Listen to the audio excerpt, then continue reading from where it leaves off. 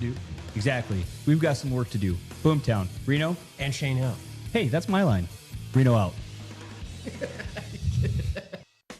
Wake Up and City Brew have partnered for Coffee for a Cause. Coffee for a Cause recognizes all the good our local nonprofits and first responders do for our community. Each month, one of these groups will be selected for a special City Brew coffee delivery, and we'll let you know about their work in the community. If you'd like to make a Coffee for a Cause nomination for a local business or organization, visit our page under the More tab at nonstoplocal.com today. Then join us to deliver Coffee for a Cause. Dear moms and dads, what you have achieved here today is going to help us and our futures. It is why we are coming up on stage to collect your diplomas. You know it's true. Mom, we love you always. Everything I do. When you graduate, they graduate. Visit finishyourdiploma.org to find free and supportive adult education centers near you. For decades, I've taught you everything I know. How to safely build a fire, and how to control the flames. But I can only teach wildfire prevention. Only you can prevent wildfires.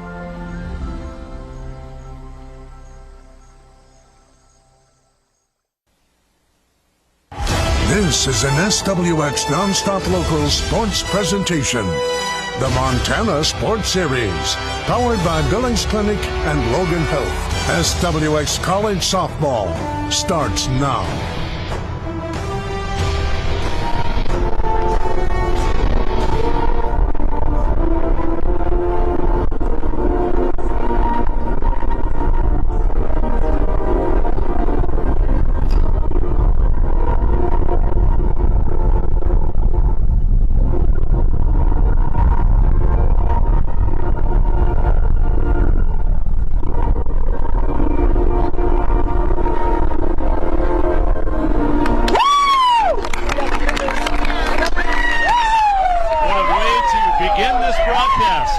SWX Softball Saturday.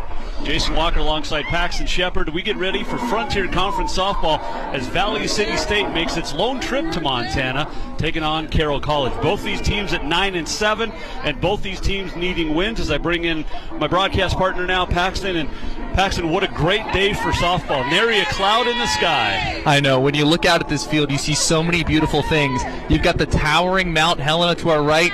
You've got sunny blue skies ahead, and I've got two teams that are already starting the most important games of the year for them. They're both at 9-7. The playoffs have come early this year, and I guarantee you both teams are going right after game one. It's going to be a lot of fun as we get into our Butte Auto keys of the game. And for both of these teams, it starts with pitching. And for Valley City State, it is Maddie Hazelton, who's she's got a losing record at 9-10, but this is a pitcher that can throw a lot of strikes. Absolutely. The record for Hazelton does not tell the whole story. Let me tell you what does. It is the strikeout totals. This year, she's got 101 Ks in 103 innings of work. Hazelton misses bats, goes right after hitters. And then, they got to get the bats going here earlier. It's a road trip. You need these wins. They got to get the momentum going pretty quick.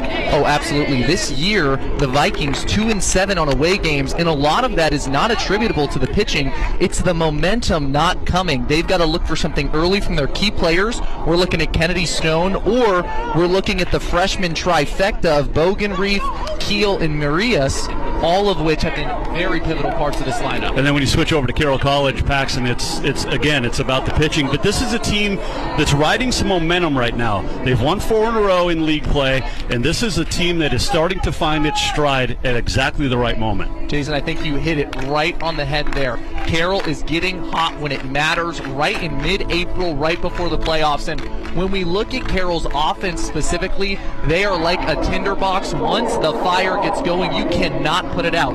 However, earlier in this year, they've had some troubles getting going in those early innings. So we're looking for a spark from big players. Katie Slater, Brooke Thompson, Taylor Sayers. Who do you think is going to make a big impact today, Jason? Yeah, it's going to be one of those, and who knows who else, but it's really going to make the impact. How big of an impact it falls on Kennedy Venner's right arm. Absolutely. And Venner, definitely an arm that they've put a lot of pressure on this year. She gets a lot of game one starts, and so far this year, she's been pretty successful in these game ones. She definitely has. So it'll be Pascal Keene, Madden Bogenreef, who Paxton mentioned, and Kennedy Stone, the top three as they announce the starting lineup. But when you go back to Catherine Venner, or Kennedy Venner, a girl out of Billings, she has pitched in this league. She's pitched in big games in high school, and just like you said, big games now here in college. Absolutely. Venner, Montana Player of the Year in high school, like you mentioned, and she has not let the brighter lights of college ball get in her way. She's been a very tough arm this year, and specifically, she is a swing and miss pitcher. Yep. When you watch Venner pitch, she's going to attack hitters with the heat, then she's going to pull the string and go for those strikeouts. Brooke Thompson in left, Katie Slater in center, Bryn Nottbaum, the right fielder, and then on the infield, you've got Taylor Sayers, Wednesday's hero from 10 days ago, the walk-off homer against Providence. Madison Walker, Ella Seaman, Samuel Abram around the infield, Talon Pillard behind the plate, and Kennedy Venner in the circle. And we don't know who yet we'll see in game two. We'll worry about that. But, man, just a little bit of breeze coming out of the northwest. But other than that, a gorgeous day here on the turf at Nelson Stadium. Good crowd starting to filter in on the hillside as we get set for volleyball Frontier Conference style. Both these teams 9-7 and sitting right in the mix as Venner begins the warm-up. I love this part of softball or baseball. You get the infield warm-ups, right? I mean, how awesome is it? Oh, it's so great to see the whole team. You see all of Carroll's dugout down the left field line. It's a great way to see them sort of shake off those nerves. You've got a huge series here, and it all starts with the Carroll defense. This year, there have been a little bit of hiccups on the defensive side of the ball, but it's also been balanced with some flashy leather and some highlight plays. So Carroll searching for those nice plays today, trying to avoid those early game hiccups. Well, when we called games here in Providence, as that Madison Walker, the move to shortstop from second, really helped her. For Valley City State now, and we mentioned the top three in Keene, Bogenreef, and Stone. If anybody gets on, that'll be Kylie Banner, Jenna Decker, Reagan Maris, Caitlin McNeil, Avery Kuklinski, and Aaliyah Nicola. And they'll back up their pitcher, Maddie Hazelton, who talked to before the game. She is ready to go. And we'll see her at the bottom of the inning when Carroll bats. But this is a team, we talked to him, Paxton, before the game. I said, we have any slap hitters? Do we whatever? And they're like, no, we just look for the bombs. Absolutely. It's going to be power on power today. Power pitcher, power hitters. It's going to be a fun one. And we are underway. Venner's first pitch catches that outside corner for strike one. We'll see a lot of similarities between Venner and Hazelton. Both like to work inside out. Both like to change your eye level. And both have dangerous changeups. Oh, absolutely. Another thing I want to add there, they attack hitters. They don't like to be behind. Venner's second pitch swung on. There's that changeup, and it's 0-2 quickly on the first batter of the game. Pascal Keene, first baseman for the Vikings of Valley City State. That's exactly what we were talking about before the game. Venner's off-speed stuff, it is just something of beauty. Part of the reason she was the Montana Gatorade Player of the Year in high school.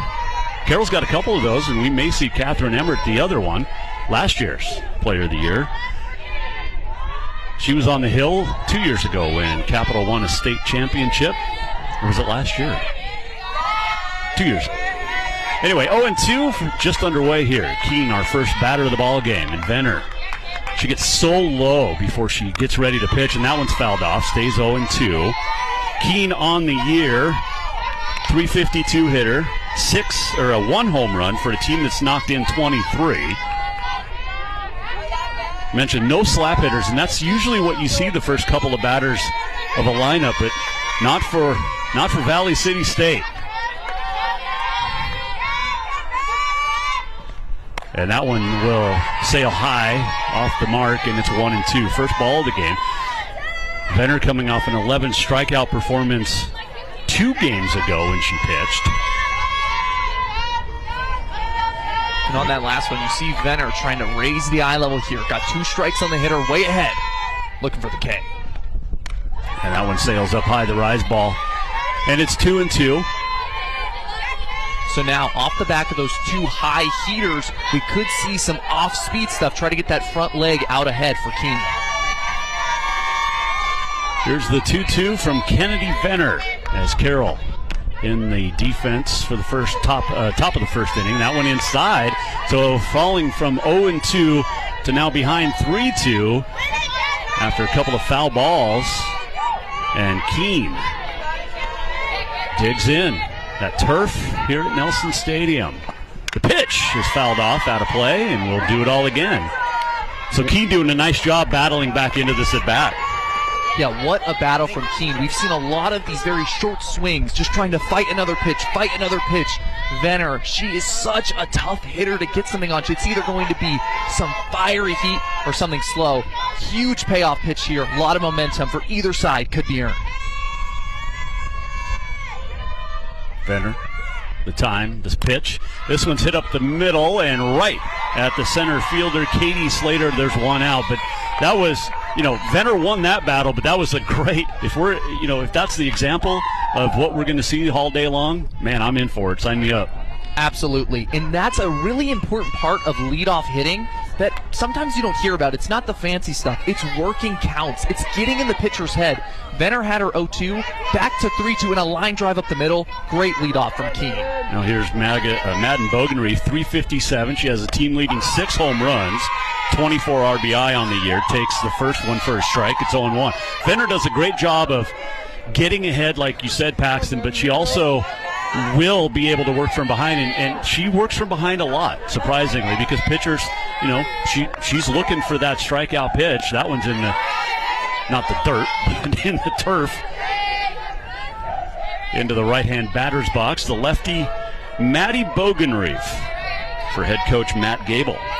Absolutely right. Venner is a fighter. She likes to be ahead, but even when she's behind, she's able to fight back into these counts. No easy base runners against Venner.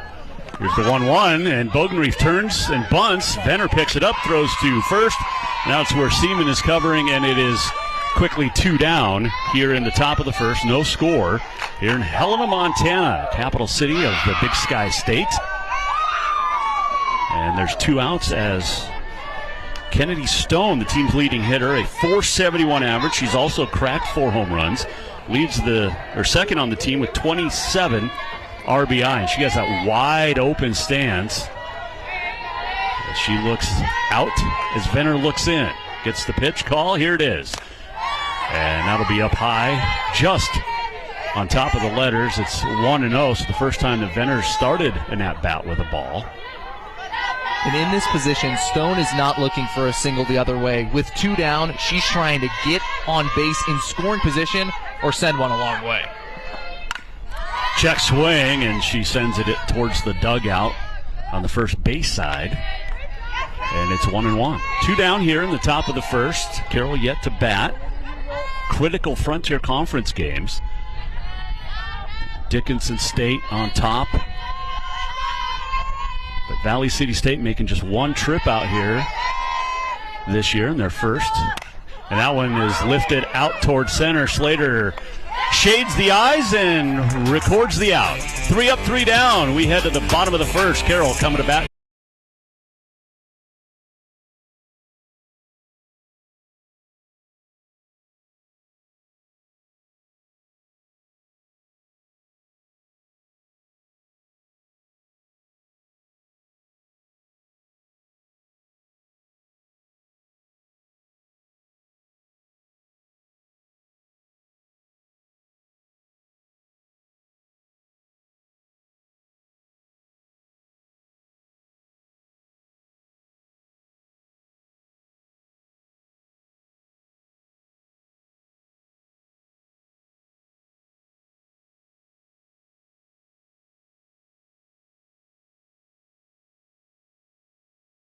Induction banquet. We bring you back to Helena, bottom of the first game of this Frontier Conference softball doubleheader here on SWX. Jason Walker alongside Paxton Shepard as we get ready for the Carroll Saints to come to the plate for the first time. They've won 4 in a row and feeling very good, and they will face this Valley City State defense. Kuklinski out in left, Jenna Decker, Maddie Bogenreef on the outfield. In the infield, Caitlin McNeil at third, Aaliyah Nicola, and then Kylie Bannard, Pascal Keene, Reagan Maris behind the plate, and in the circle, Maddie Hazelton, a 3.78 ERA, 9-10 on the year, 9 complete games, couple of shutouts, and she is a strikeout pitcher, as Paxson said, and she will face Katie Slater, the center fielder, leading off, followed by Maddie Walker and Sammy Labram for Carroll. And the first pitch from Hazelton is low and outside, and it's 1-0. Slater got a couple of putouts in that first inning. Carroll going with a chance today.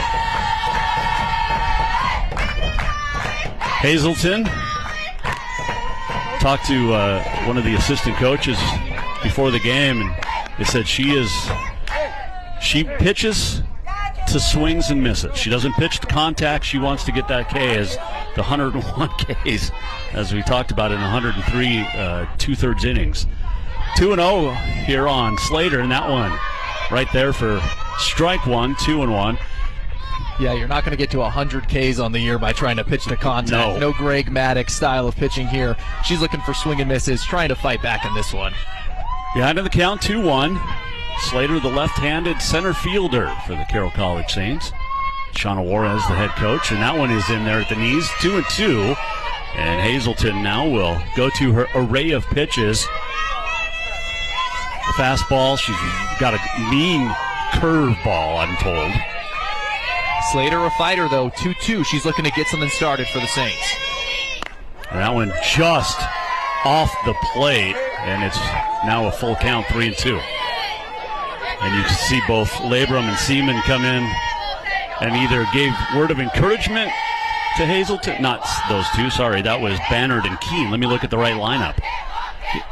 Or wanted to know what the pitch was going to be. And it's a fastball, and it's grounded foul back at third. So we'll do it all again as defense goes out to retrieve the ball. Slater typically looking to go the other way or up the middle. So that swing, she's probably feeling really good, even though she's still in a 3-2 count. That thing was ripped down the left field line. Look for her to try to go the same way. For the pitcher here, probably going to be trying to fight inside. Slater, a 358 hitter on the year. 2 triples.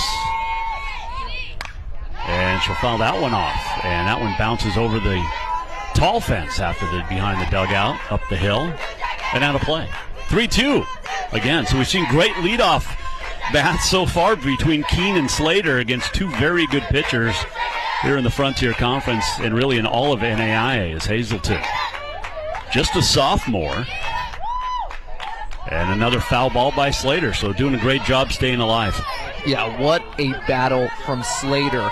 Gets ahead 2-0, gets 2 strikes right back on her, but now she's fighting. This is a huge at-bat for both teams. Like we talked about earlier, once a spark fires for the Saints, it can go crazy. So a lot riding on this, even though it's only the first at-bat. Timeout call at the plate. That's what you want out of your leadoff hitter, just someone to stay alive and set the tone, and she'll pop that one up to third, and that is where McNeil brings it down for out number 1. But great at bat, great pitching. Just absolutely. A good matchup. Yeah, no, absolutely. I mean, that was precision on precision. Hazelton on the mound was not giving any easy pitches. These foul balls, you might be wondering, well, why doesn't she just try to take a big swing on them? That's because they're really tough pitches. So great job from both sides there. Maddie Walker, the shortstop, 288 on the season. Bats with 1 down here. And that one is low, ball 1. This is an interesting move from the Carroll College Fighting Saints. Walker usually batting a little bit lower in the lineup. Suarez trying to possibly mix things up. Yeah, get some more speed at the top of that lineup. Hope they get on base. Then you can do a lot of different things as that one swung through. Good fastball from Hazelton. Whew, that was some power on power there. Some swing and miss stuff and a huge swing from the righty shortstop. Walker's played in 20 of the 26 games this year. Carroll 14-12 overall, as that one's fouled back and out of play. 19-18 is Valley City State. I asked one of the coaches before the game, I said, the difference between the previous league and the North Star to the Frontier travel-wise, he said it's really not that much different. 7.5 or 11 hours on a bus, it's all the same as that one goes outside ball 1, or ball 2 rather. So 10 hours on a bus. Whew, that's good times. Quite the trip, yeah. I mean, I'm not too jealous about that trip. I had a 5-minute walk from my apartment. Here's the 2-2, and that is up and out of the way, and it's 3-2 now. So back-to-back full counts here for Hazleton. Maddie on the year, 25 appearances. This is her 26th. Her 20th start on the year. We mentioned 9 and 10 overall. And that one just low, and we have our first base runner of the game. As nice job by Walker to draw the first walk of the game. And that's something that Hazleton does have the tendency to do, is walk. She has 59 coming into this game. Yeah, Hazleton, like we talked about, not a contact pitcher. She's either going to strike you out, walk you, or give up a big fly. It's those true 3 outcomes. Foul ball back into the pads from first baseman Sammy Labrum. Labrum, 385 on the year, 10 RBI. Has drawn 9 walks. That walk by Walker, by the way, her 6th of the season. So you're batting lower, tendency is not to get that walk, because if you're lower in that lineup, the pitcher thinks they can take advantage, as that one swung through and missed, and it's now 0-2 quickly to Labrum. We'll see if Slater takes off at all, or Walker rather. Labrum, it's incredible that she's got such a high average. She is a senior nursing student. Wow, she's playing on the Fighting Saints, so incredible. That pitch sails all the way to the backstop, and Walker takes advantage and moves up to second easy.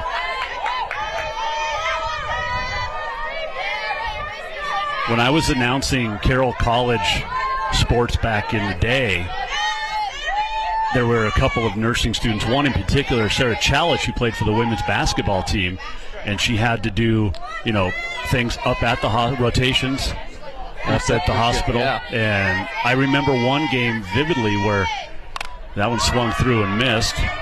Brooke Thompson actually was foul tipped into the catcher's mitt, so it's an out. Okay, 2 outs.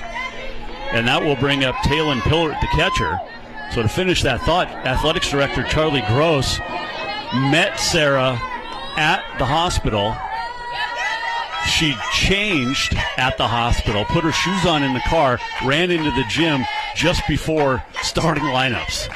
That's incredible. I mean, yeah, when you look at the degree of extra work that these student athletes here at Carroll, especially in something as rigorous as nursing, have to put in, it's absolutely incredible. I mean, it's amazing. As a nursing major, you've got to do your preceptorship, which is literally a full-time job while you're playing on the Fighting Saints roster, a team that, has also been very, very strong. So yeah. 394 hitter is Taylin Pillard, the catcher, as she bats 1-1. 2 outs here in the bottom of the first. No score. Maddie Walker stands at second after the wild pitch. And that ball's fouled into the screen behind the backstop, and it's 1-2. Look at that jump from Walker after the pitch. She's extending it. You imagine that anything off this bat, she's rounding third immediately and going to try to break this open for the Saints. So a lot of pressure on this at-bat for the Saints. An opportunity to strike very early. Walker, no stolen bases on the season, hasn't even attempted one. That ball's lifted out towards right. And that fence, that temporary fence that's put in here at the football stadium, at Nelson Stadium, check that, Bogenreef, little trouble getting that distance. And that's one thing you'll see, Paxton, whatever the sport, baseball or softball is, outfielders will go out and see. Now, baseball, you have the turf or the warning track. Here you don't. So she wasn't quite sure. You could hear her teammates screaming, you got room, and sometimes that doesn't fly in your head. Yeah, absolutely. It's hard to hear that when you're running away from them as well. And the wind blowing away, too. Is that one up and out of the way? And it's now 2-2 with 2 outs. And number 2-2 stands on base number 2. There's a lot of deuces right now. Yeah, a whole litany of them. Yeah, and as you were talking about calling fence, what you were talking about, you call fence to let your teammate know it's getting close. You tell them, got room, or fence. Now that call is easier in the gaps when right and center or left and center are running towards each other, not when right or left are running away from each other. Now the corner positions, both on the infield and the outfield, it is very tough if you're heading towards that foul line. Another ball lifted out to Bogan Reef. This time she has it, and that is the end of one full inning of play. No runs, no score, as we head to the top of the second here in Helena.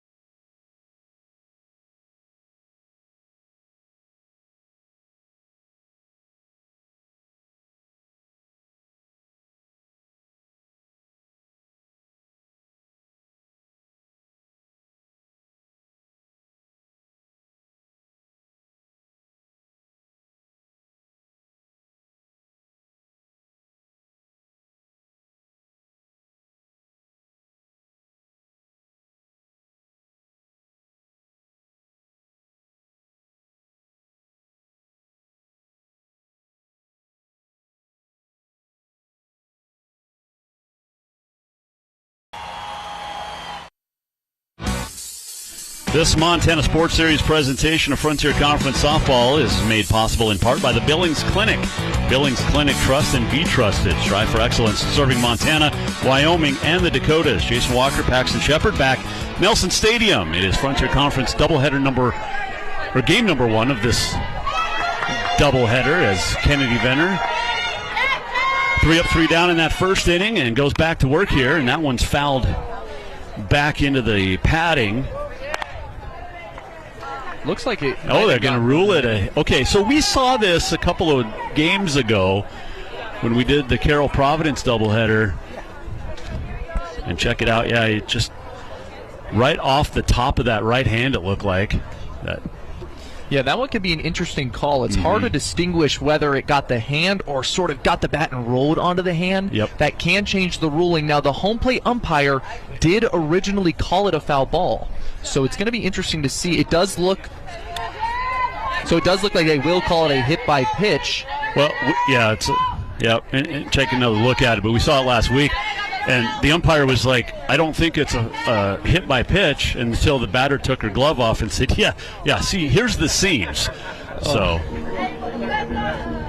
So Kylie Bannard, the second baseman, gets the hit by pitch, and she is still in some pain over there.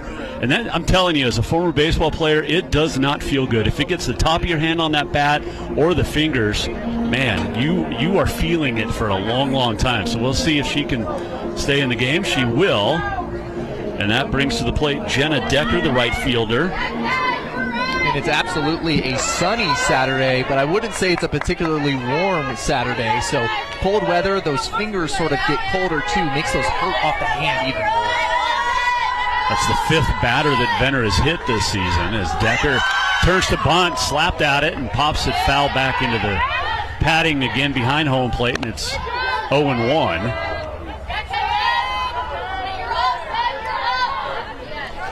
You know, it's funny because when I was discussing with the coaching staff what type of team we are, you know, for Valley City State, and they said it really, you know, depends on the flow, whether we're going to bunt, whether we're going to steal. They'll turn to bunt Decker again, and it's popped over Sayer's head at third base, and it stays or goes foul. And good hustle by, was that Walker to get over there, or Venner to get over there and make sure it stayed foul, and she touched it before. So now it's 0-2. Yeah, that was some long-distance PFP. Venner immediately on the move, but a very heads-up play to let that one come out of play. Sayers just missed her glove getting to it, so very heads-up from the Carroll defense on the left side. Probably won't see Decker square here as Venner fires, changeup, and grounded right to first. They go to second for one, back to first, and it's off the dugout concrete, and so they get the force out at second, do the Saints. That's a good heads-up play there by Labrum. The play took her towards second. You make that throw. She thought about going to first right away, and they get the lead runner for the first out. Yeah, great job to get that lead out at second. Walker, bit of an errant throw, but That thing came bouncing off the wall. It looked like I was in my backyard as a kid throwing off a net. That thing came right back to first base. So a little bit of a nice break for the home team. So one down, still a runner on first. That is Decker after the fielder's choice. And Venner's first pitch to Reagan Maris, the catcher, is outside, ball one. Maris on the year, Paxton, 321 hitter, does have a home run, leads the team with 28 RBI. Decker speedy at first, and she's getting an extra step here, so might see a steal attempt. Decker on the season, 16 of 20. She is the threat to go for this team. 2-0. Like, the coaching staff said, it just depends on the flow if they're taken off or not. And I got a question answered I'd wondered for a long, long time, and I'll tell you about it after this pitch from Venner on the 2-0 to Maris. At the knees, 2-1. And I asked, which is easier to slide on, turf or dirt? And to a girl, they all said turf. I said, really? You would think it would be easier to slide on dirt, but they said, nope, it's all about the timing. And they don't, you're going to get the raspberries or strawberries, whatever you want to call them, rug burn, dirt burn, no matter what you do. So, or the 2-1 is low and inside. Now 3-1 count here on the catcher for Valley City State. 9-7, same conference record as Carroll College, just a few weeks left in the regular season. It's Venner. Big time pitch here, and it's low, and it's a walk. So a hit batsman, a fielder's choice, and a walk, and Valley City State Paxton has 2 on with 1 out. This is a huge spot. They've got 2 on, like you just said, with 1 down, and look who's at the plate. It's their third baseman, number 21. This is a batter who so far this year, decently well when it comes to the RBI category, looking to keep things going, could possibly even see some small ball. Caitlin McNeil swings through the first pitch from Venner, and it's 0-1. 1 out, 2 on. Decker at second after the fielder's choice. Maris at first. Draw the walk, which was the 41st of the year by Venner. Swung on and missed again, and it's 0-2 quickly to McNeil. McNeil on the year, 227 hitter, 15 hits, 66 at bats. She has scored 12 runs. 0-2. Just low. Good pitch there from Venner. Now, wow, Decker took off for third on the throwback to Venner, and that is a stolen base, and that is on the catcher, Pillard. Not quite paying attention there. Yeah, those are very tough plays with how close the bases are in softball. Yeah. If you've got a good jump, a little, you can extend. You lull people into comfort, and then you can take off.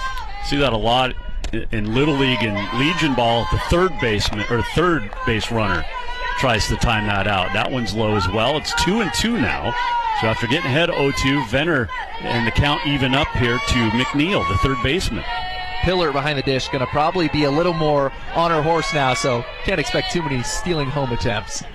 Up high, and it runs the count to 3-2. You'll probably see Maris take off. I would send her with 1 out. See what Valley City State does here. Line drive into center, and that will score the first run of the game. Beautiful job there from McNeil to get back into the bat after swinging through the first 2. Got it to 3-2, got a pitch she could drive, and she has RBI on the game, number 1, and that is her 10th on the season. And it puts runners at first and second. Still just 1 out here in the top of the second. Vikings jump out first. And that at-bat is absolutely teaching tape. First 2 swings, she gets her A-game swing off. Really takes a huge hack on those first 2. Gets behind, then fights, single up the middle for an RBI. What a textbook at-bat. Avery Kuklinski up. 311 on the hitter on the year, 13 RBI. Bats from that left-hand side. Kuklinski, the left fielder, awaits the 0-1. And the check swing on the changeup They call it a ball. I don't think she went. They're going to check. Appeal to the field umpire. He said no swing, so it's 1-1. That was a great pitch and a nice job by Kuklinski holding up. Yeah, Venner's off speed is so difficult, and from this perspective, it can be kind of hard to tell. But when you're a hitter, your leg just sort of gives out. You get a little bit jelly on the lower half, and there's very, very difficult to hold back. Outfielder plays to shade to not pull, and that one's fouled off. Behind on the swing, so it's 1-2 now as it goes up into the hill. Part of the sledding hill here at Carroll, more of it just up on top there, but great scenes you get here in the capital city. Like you mentioned, Mount Helena to our southwest.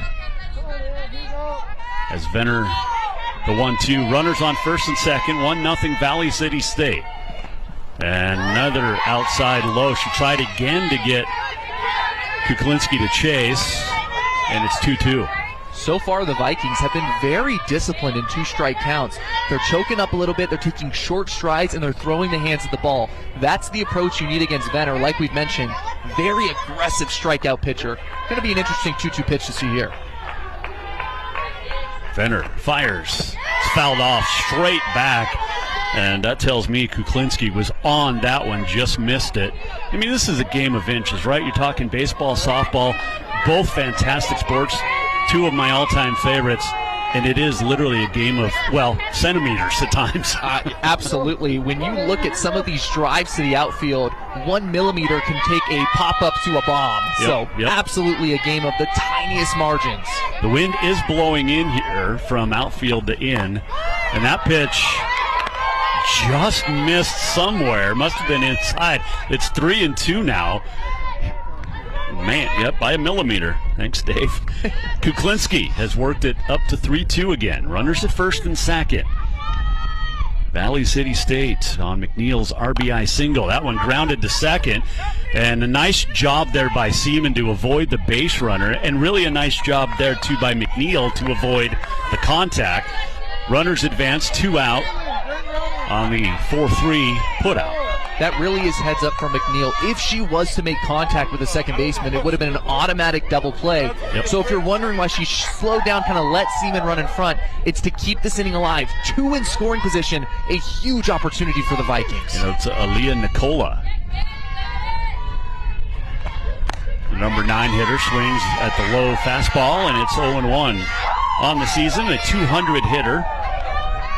9 RBIs, got a great chance here to drive in 2 more with a base hit. But she's facing one of the top pitchers in the country, and Kennedy Venner. Lifted down the right field line. That'll get out of play, and it's quickly 0-2. 2 outs, 2 on. And it's a 1-0 Vikings lead here in the top of the second. Venner is in the driver's seat now. An ability and a chance to escape this really difficult situation. This game is already feeling like it's hanging in the balance. Once again, lifted back of first and out of play. Almost into the practice soccer field up on top here at Carroll to our left. I believe there's a youth lacrosse tournament or a couple of games going on up there. Yep. Was watching earlier. We can't see, but it's just to our left, and there's more continuing at Centennial Park, where Carroll used to play its home games, just off campus here in Helena. Here's the 0-2. Venner deals. It is lifted deep right field.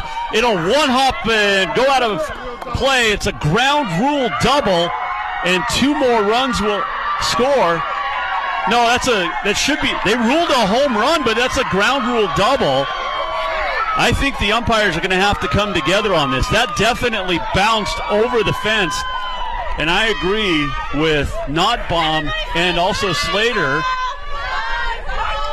Yeah, Jason, this one was pretty clear. I think the angle was just a little weird. It would be very, very weird if this does not get overturned. It should 100%. It was quite clear. Yeah, watch it. You can see on the replay. They got it right. Good job coming together. It's a ground rule double. 2 runs still do score. Nicola will have to go back to second base. But that is her third double of the year, and it drives in 2 more runs, so it's 3-2. Yeah, and if you're Nicola in this situation, instead of getting fresh pizza, you're getting reheated pizza. It's still pretty good. I mean, you still got 2 RBIs and a double. 3-run shot would be a little bit nicer, but still a huge opportunity. And if you're the Vikings right now in this massive first game, you're feeling really good. Yeah, 3-0 lead here in the top of the second off Venners. She's getting a visit from Aspen Herndon, the pitching coach. And, you know, you could see that right away. I mean, that ball was drilled, but the wind, the way it's blowing here from left to right, and really more from center to right, it's almost a line. And that ball really tailed away from Nottbaum, and it wasn't a good chance to catch the ball. No, absolutely. And Nottbaum was actually shaded towards center before that. She took a hard step towards center, had to turn her momentum, so could see some adjustments defensively for the freshman right fielder. So Venner back to the top of the order. Pascal Keene leads it off.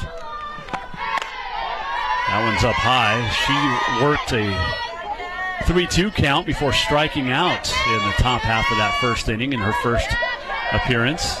So runner at second is Nicola after the ground rule double. 2 RBIs on that. It's 3-0 Valley City State. Here's the 1-0 with 2 outs. That one's low, and it's 2-0. So Venner a little rattled right now, and she's so good, though, Paxton, she'll settle back down. Absolutely. And that's what Venner's looking to do. Escape this inning. You got to stop the bleeding. Because once she settles and gives this Saints lineup an opportunity, this game can completely turn around. And again, it's low, and so it's 3-0 now. 3 balls, no strikes. Nicola stands at second. If Keene can get on, that'll bring up the right fielder, Bogenreef, who's had a great season thus far. Mentioned Keene, 352 on the year. And just off, Venner thought she had the strike, but it's called a ball, and that'll put 2 on with 2 out. So the 0-2 ground rule double from Nicola kept the inning going. The walk now from Keene, and that'll bring up Bogenreef, 357 hitter, and the 6 home runs, which leads her team. The lefty for the Vikings. Big opportunity here. Somebody who likes to look to drive the ball, an opportunity to break this one even wider. And if you look just beyond the left field fence, you see Mackenzie DiPaoli for the Fighting Saints starting to loosen up a bit. I imagine Venner's going to have a little bit more leash, but just sort of starting to get loose. 5 straight out of the strike zone, and that is swung on by the freshman Bogenreef. And, you know, you talk about this. You're the 2-hitter. Your lead, you know, you got a pitcher struggling. She just threw 5 straight balls. I'm taking until she throws a strike. I'm not swinging. But Bogenreef feeling confident. The freshman from Moorhead, Minnesota, misses that one. Foul tipped into the glove, rather, of Pillard, and it's 1-2. 2 on, 2 out. It's 3-0. Valley City State here, top of the second. Well, and on that note, these aren't just normal swings. She's taking some big hacks. Oh, absolutely. She's trying to score not the runner from second, but from first. And herself. And swung on and missed. A great pitch from Venner. And she's going to, wow, okay. So the umpire ruled that the ball in the dirt on the swing and miss, that allowed Bogenreef to take off for first. And now the infield will all come in against Venner. An interesting call there. So it's a swing and a miss. It's a strikeout for Venner. But then on the catching error, Bogenreef reaches, and that loads the bases. So let's break down what just happened in this situation. So with one person out or no outs, if there's a runner on first, drop third means nothing. But because there's 2 outs, a runner on first turns a drop third strike into a force play. Pillar immediately caught that and tossed the ball back to the mound, assuming the inning was over. However, and it did. Because that third strike is dropped, the play was at first. So an unfortunate fielding error is now going to give another runners in scoring position opportunity in this second inning. And Kennedy Stone 0-1. Stone, the leading hitter, 4 home runs, 471 on the season, 0 for 1 thus far. But the base is loaded, a 3-0 lead, and a swing and a miss. That changeup literally in the batter's box and almost rolls it across the plate from Venner, has really caused some damage for her as far as the strikeout, but it's also allowed the last batter to reach. But that is a dangerous pitch, and it's hard to lay off of, clearly. Stone can't lay off that one, and Pillard just has to pick up the, again, missed third strike, steps on home plate, inning over. But 3-run score, and the Vikings lead 3-0 heading to the bottom of the second.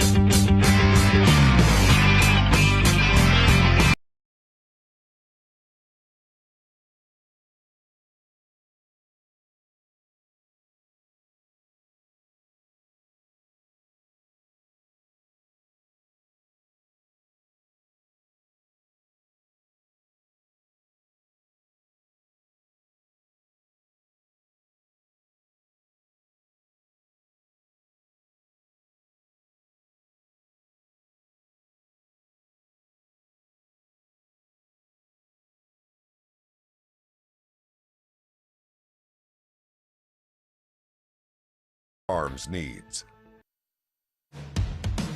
Welcome you back to Helena. Frontier Conference softball, 3-0 Valley City State. Other action today, you've got Mayville up at Providence, Bellevue and Bismarck. Dakota State is at Dickinson State, and of course Valley City State here at Carroll. Mayville was supposed to play Providence yesterday, snowed out up in Great Falls. Welcome to springtime sports in Montana. But Jason Walker back alongside Paxton Shepard, 3-0 Valley City State as we head to the bottom half of the second. Both teams got some breaks in that top of the second. Valley City State got a little bit more. Absolutely, and now it's time for the Fighting Saints to try to put fighting in Fighting Saints. It's time for them to look for that spark we talked about at the beginning of the broadcast. Now with the Saints, they're not really a scratch one this inning, scratch one the next inning. They're a crooked number team, so they're looking for a big inning to respond to the momentum from the Vikings. First pitch on the bottom of the second from Maddie Hazelton in their first strike. Ooh, Jason, you hear that glove pop on that one. Yeah. There's some heat behind that. That was pretty good.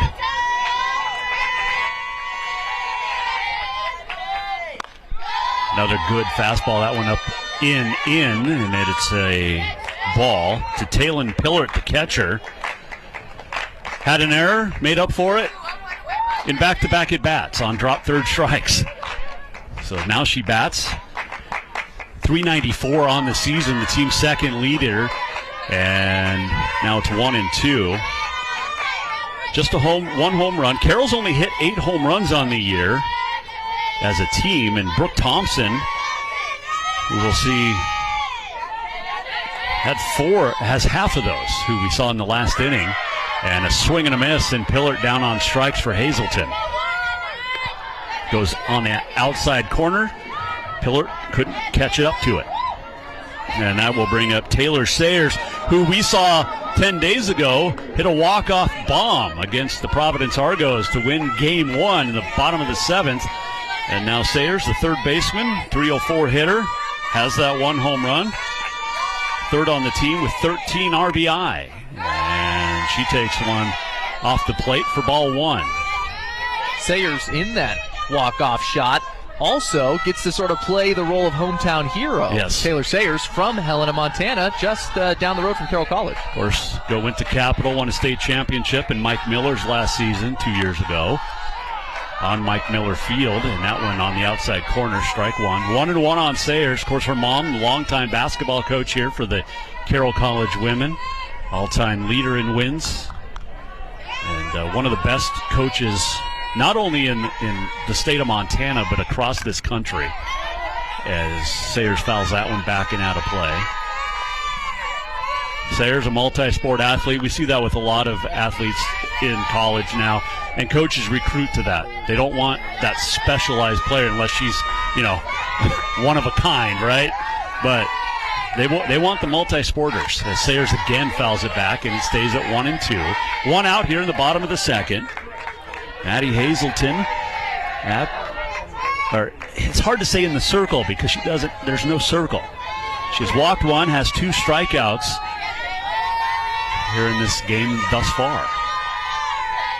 And what you say about multi-sport athletes in the modern era, absolutely true. I think it helps players, as that one's fouled towards the right, helps players sort of stay locked in throughout the year. You're not doing one thing over and over again. Makes it feel like less of a career. So much of college sports, especially with softball, it's about energy. It's about fun. It's that youthful energy of college sports. Keeps that alive when you've got other things to do during the off season. The 1-2 once again fouled off. Sayers doing a great job staying alive in this at-bat with one out and nobody on. Her team down 3-0. Carly Smith awaits on deck.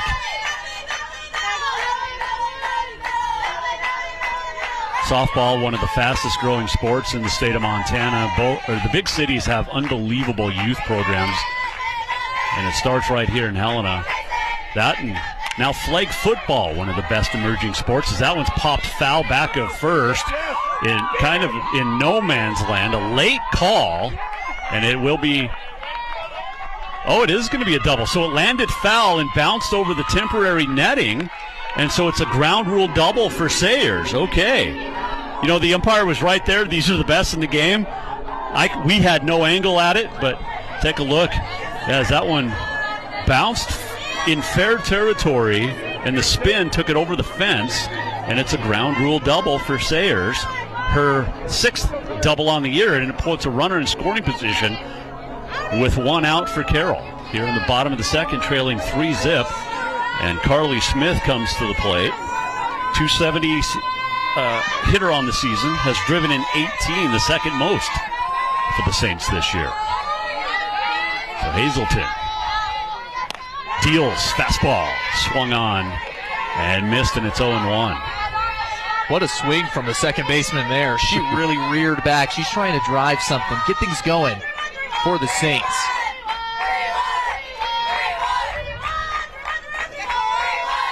Swung on and missed again. That was an uppercut swing.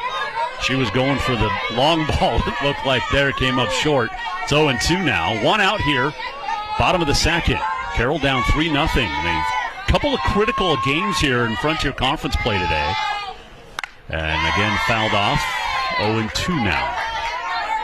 I think you see this a lot more in softball than, say, baseball, but you see a lot more foul balls and longer at-bats here in the game of softball. Yeah, absolutely. It's because you've got pitches that go up and down. In baseball, it's a lot of going down, so you get a lot of these straight foul back pitches. That one is popped up on the infield, and it'll be caught by Aaliyah Nicola, the shortstop, for out number 2. Sayers stays at second, and that brings up Ella Seaman. Seaman, 207 hitter. As the Saints look to keep this inning alive against Maddie Hazelton. Smith on her way back to the dugout there. Look, she stopped at Seaman to give her the inside information and then went to the batter in the hole to give her the inside information. Huge spot for the Saints here. Runner in scoring position, even with 2 down. Really important at-bats coming up. Starts with Seaman. Hazelton, I was talking to her before the game, and I said, tell me what kind of pitcher you are. How do you compare yourself to, say, a Kennedy Venner? She goes, I have no idea what she does. I can only focus on what I do, and that's my job to get strikes and outs. And I was like, wow, that's an impressive answer. Yeah, and so far she's doing that job. I mean, doing exactly what she said she was going to do. A lot of strikes, a lot of outs. First kind of difficult situation. Sophomore from Winona, Minnesota. Another pop-up. This one handled by Nicole at short, and that ends the inning. The Saints get one hit. They strand a runner at second. We head to the third. Carroll down 3-0 on SWX.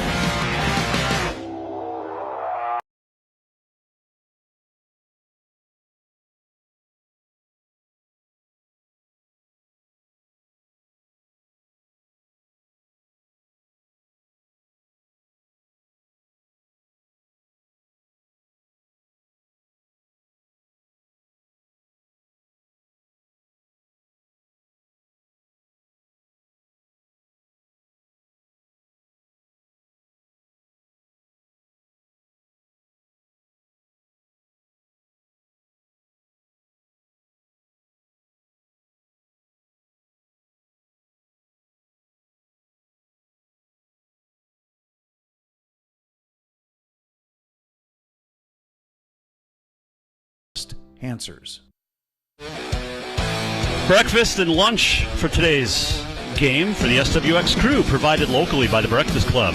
The Breakfast Club. Breakfast so big you may skip lunch in Missoula, Spokane, and right here on Prospect Avenue in Helena. Nothing like a little Breakfast Club to get your day started. Don't you forget about me as we head to the top of the third, and Valley City State leading 3-0, and the ground ball through the hole and past third, and that is a base hit to start us off by Kylie Bannard, the second baseman.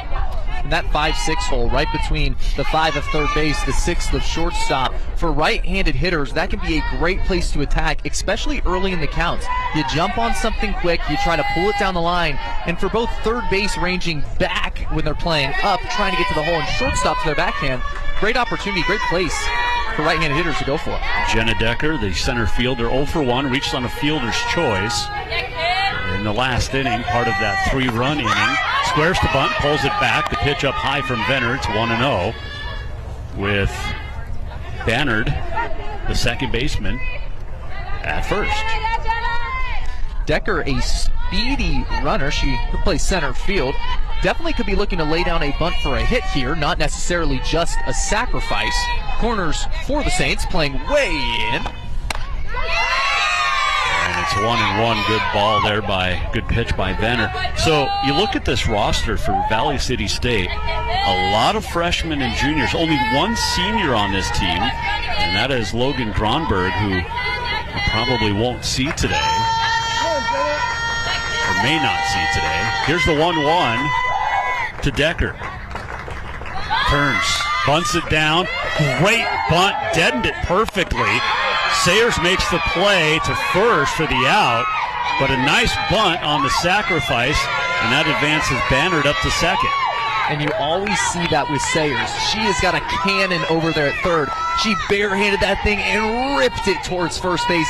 Needed every bit of gas behind that one to get the out at first. Well, she was a standout all-state catcher at Capital High School here in Helena, so you know she's got a gun. Absolutely. And you mentioned just a moment ago about all the freshmen and sophomores on this team. I actually had the honor of talking to the head coach for Valley City State University, Matt Gable. He was talking about how this new core of freshmen and sophomores brings this new energy, but it's also meant a lot for the juniors and seniors who are now a wealth of knowledge and wisdom. No doubt. 0-1 pitch. And it is low. 1-1 on Reagan Maris, the catcher. Pillard on that one. Her glove sort of flipped upside down. Very hard to get a strike call if you're not catching that thing very cleanly. So glove work had a few hiccups so far for Pillard.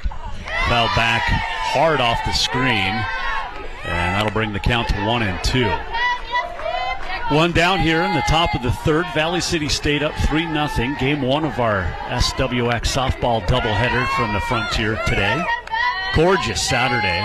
49 degrees at first pitch. It has warmed up to 54 degrees. The wind has died down, which has made it even nicer. Here's the 1-2. Fouled into the padding. The backstop stays at 1-2. Yeah, earlier this morning it was a little bit chilly outside. Air sort of warmed up. Wind has calmed down a little bit. The flags have sort of stopped waving. And what that means for the game is that offense is going to be coming in a lot bigger of bunches. Cold days, usually more pitchers' duels. Today, sun's out, weather's starting to heat up. We can start to see a lot of rips. Sun's out, guns out. Fastball fouled off, 1-2. I noticed, however, I will say, you can't see this at home, but our good friend Paxton here still wearing his gloves. So just throwing that out there. Normally I'm the cold one. Ooh, I just took my glove off. It is still a little chilly out there. I guess I'm going to put that back on until maybe game two. So Paxton joining us for the first time here on SWX and does a lot of Carroll College softball on his own for the school, but hails from Idaho Falls, Idaho, the Potato State.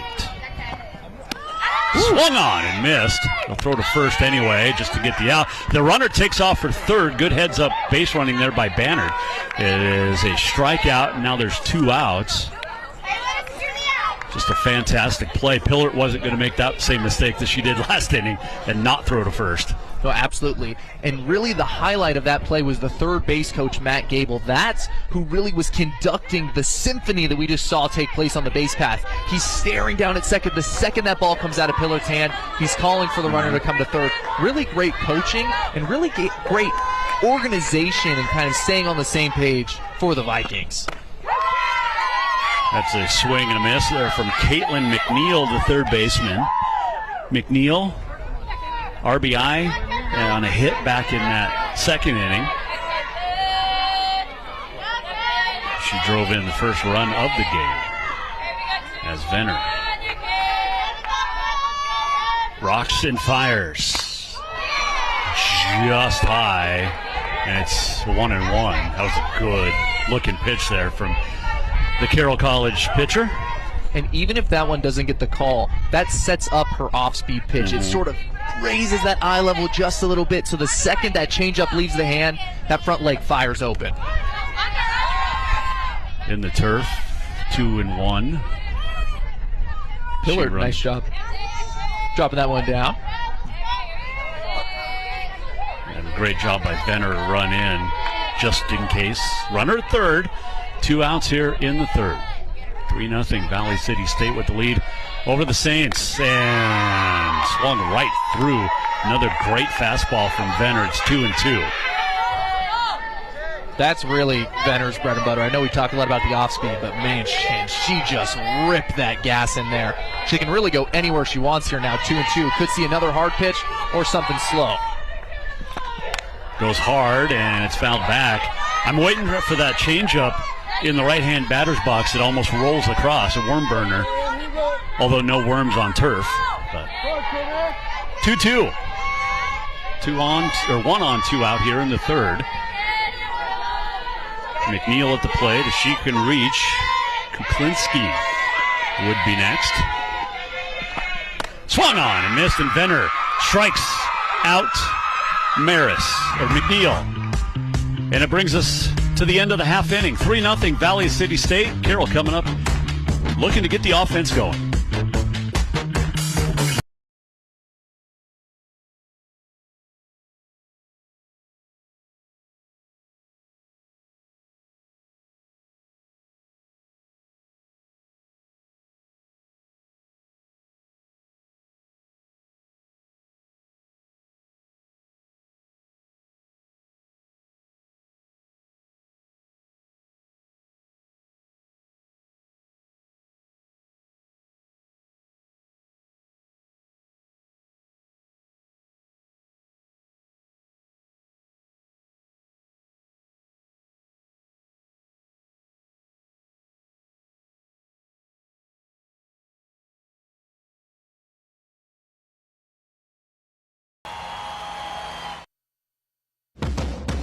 Well, if you don't have plans for Saturday, June the 6th, watch SWX.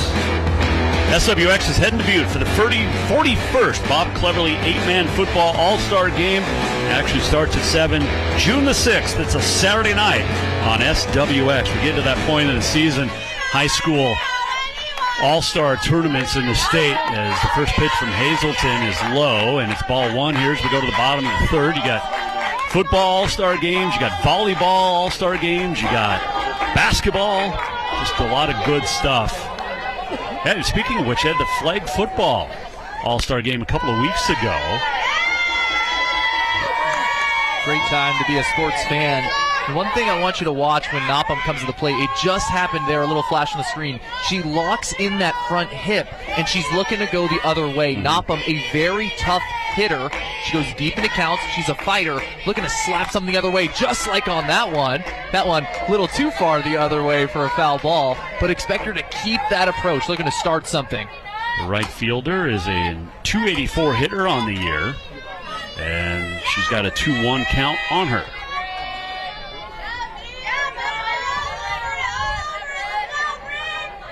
Hazelton deals and called strike 2-2. Just straight gas down the pipe. That's all that was. Yeah, tough pitch if you're Nopham. I mean, you really want that one back. You got a power pitch coming essentially middle cut, one that you'd want back to take a rip on. But now with 2 strikes, this is where Nopham is most comfortable. And she pokes it towards short. The throw to first in time as Nicola over to Keene, no one out. But good at bat. And that swings us back to the top of the order for Carroll College. Katie Slater and Maddie Walker will be on deck. Nice pitch from Hazelton to get the ground ball. And here's your center fielder for the Saints. Slater, another batter, takes really deep at bats. She is a fighter up there, looking to get something going here. She's got a history so far in the season as she bunts that one foul for strike one of getting a lot of rallies going for the Saints. At the start of the year, she was batting lower in the order, around 8 or 9, moved up to the leadoff spot after proving that she can get things going. Slater, a senior from Yamhill, Oregon. I have no idea where that is. I know where LeGrand is. I've been there. Medford, Ashland. Good pitch by Hazelton. Little changeup. Fooled Slater, and it's 0-2. Carroll so far been uncharacteristically aggressive at the plate early in the counts, but something that we can expect with how important this one is. They're looking for a spark.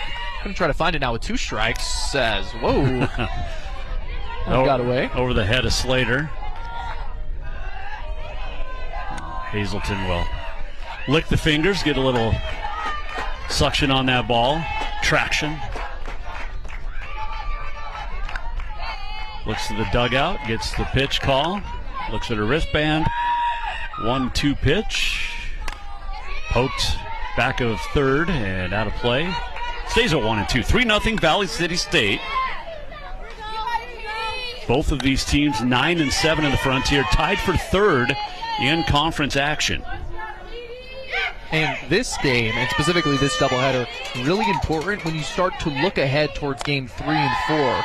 If today, let's say you win the first 2, tomorrow becomes a day about getting that lead, finding that edge, and securing your place in the top 3 of the Cascade Conference. However, let's say you have a bad day today, now tomorrow just becomes salvage day. So game 1 and 2, very, very important to the momentum and the standing throughout the rest of this series. Fouled off back of third. And what's interesting about that is the count goes to 2-2 is, you know, the NAI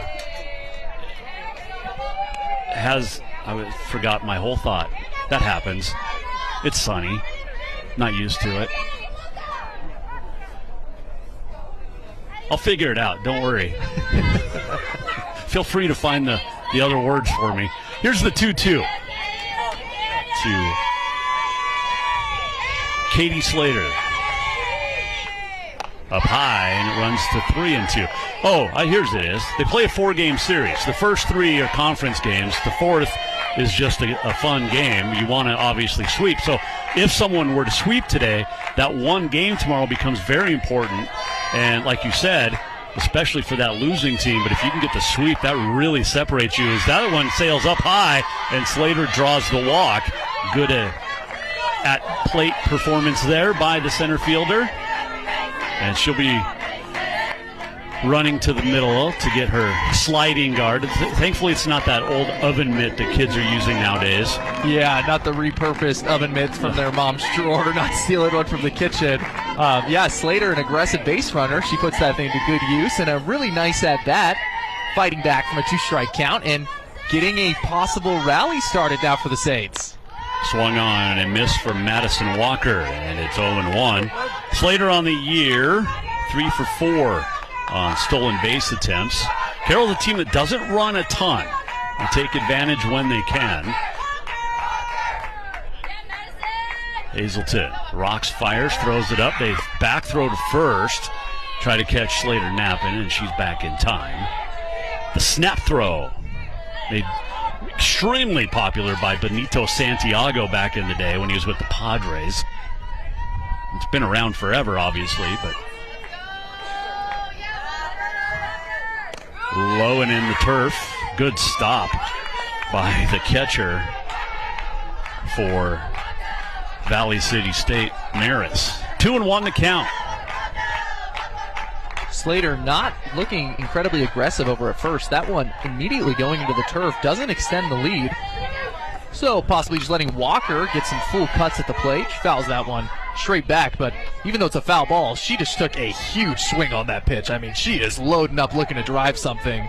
The Saints are not being, secretive about their intentions with these at-bats. They're taking big cuts. Oh, absolutely. 288 on the year is Madison Walker. No relation, I don't believe.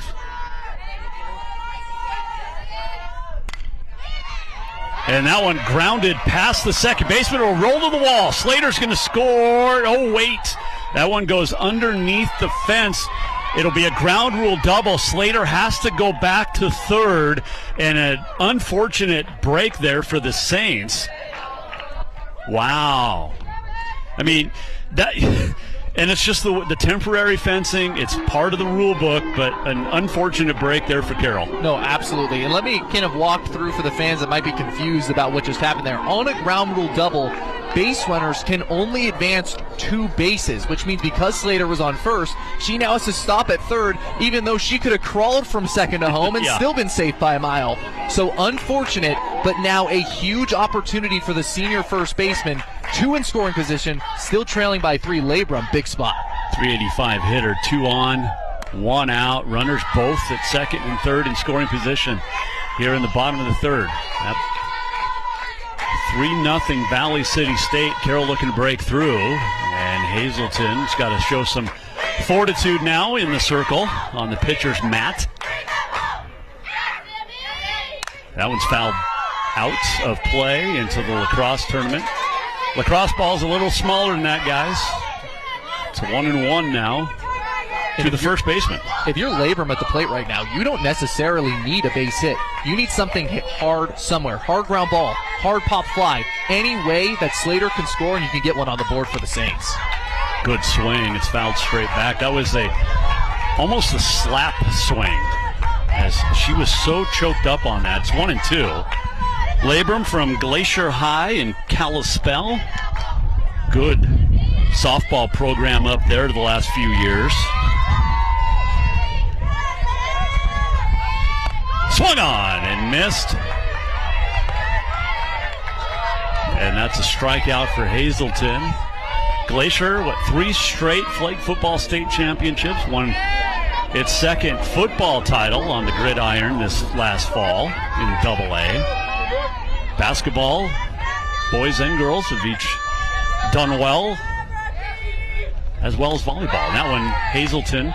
So she got the strikeout she needed, Paxton, with the 1 out, 2 on, and got the strikeout to make it 2 outs. So now a sac fly does nothing but just mean an out instead of a sac fly.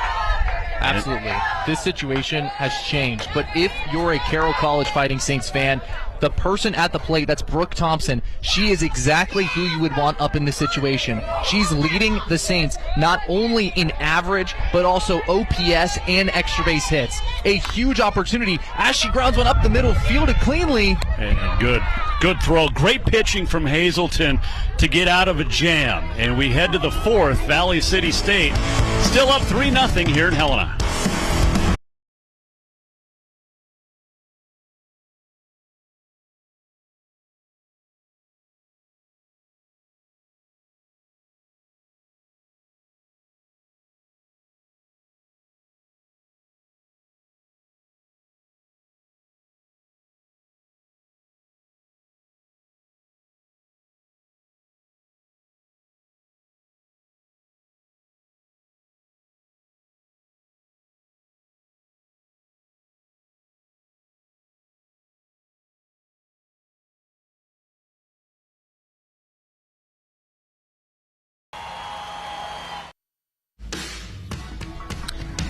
We're midway through Game 1. You're going to want to stick around for Game 2. Action will start about 30 minutes after Game 1 comes to an end here on SWX. Frontier Conference doubleheader. Jason Walker, Paxton Shepard, and our entire SWX crew under the sun in the capital city. Said it in the beginning, nary a cloud in the sky. I've never used that word. I've used it twice already today. Nary. Yeah, quite the lexicon for my partner over here, Jason. I'll try to get one back on you. Big word. Nice first pitch of the top of the fourth for Kennedy Venner over the outside corner. And it is strike one. As Valley City looks to build on its lead. Kuklinski, the left fielder, at the plate. She'll lift it out towards center. Slater runs over into left center and hauls it in for the first out of the inning. Good outside pitch. Good job taking it the way it was pitched. And a nice job by Slater all the way around. A good play. It's 1 out. 3-0. Top of the fourth. Yeah, and a great job as well by Brooke Thompson in left. That's kind of a difficult place when you've got the center fielder and left fielder both barreling full speed at each other to try to track down this ball. They're not looking at each other. It's a lot of trust, a lot of comfort being next to each other. Thompson a junior, Slater a senior, a lot of experience together. First pitch catches the top of the zone, 0-1. And, you know, I played outfield a long time. And it's an unwritten rule. It's unspoken. The center fielder has the right to every ball until they can't, and then the left or right fielder will take over. But it's almost like it in the infield as that one sails outside 1-1. Shortstop runs everything until they can't. So. Yeah, absolutely. And Slater, been a very solid defender. She's gotten a lot of balls in the gap. She goes hard after them, so Nopham and Thompson, definitely good chemistry with her. Backing out of play, and it's 1-2 on Aaliyah Nicola. Had the big hit in the top of the second to drive in 2 to make it where we are now at 3-0 here in the fourth.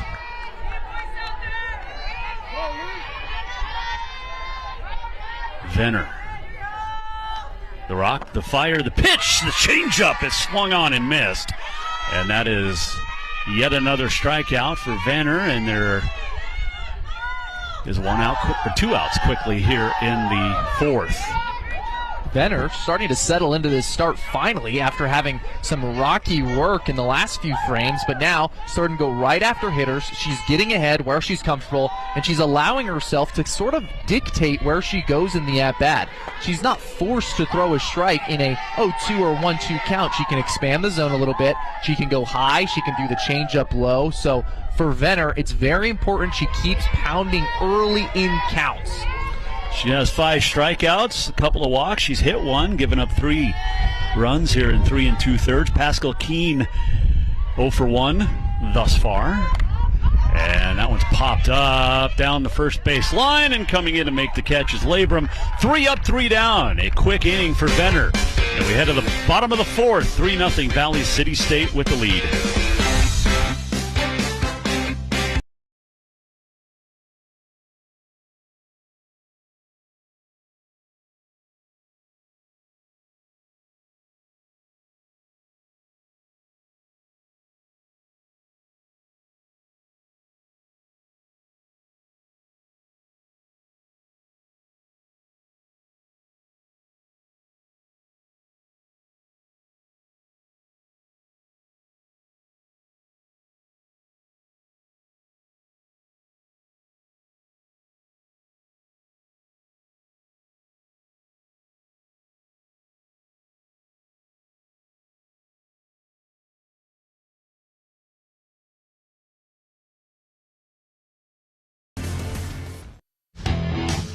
Couple of good coaches in this Frontier Conference matchup. Shauna Juarez for Carroll College in her third season, fourth season already. Wow, feels like yesterday.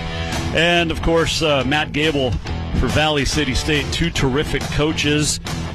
As that first pitch is fouled off, it looked like Labrum over there in the batting cage. But it's 0-1 here in the bottom of the fourth, 3-0.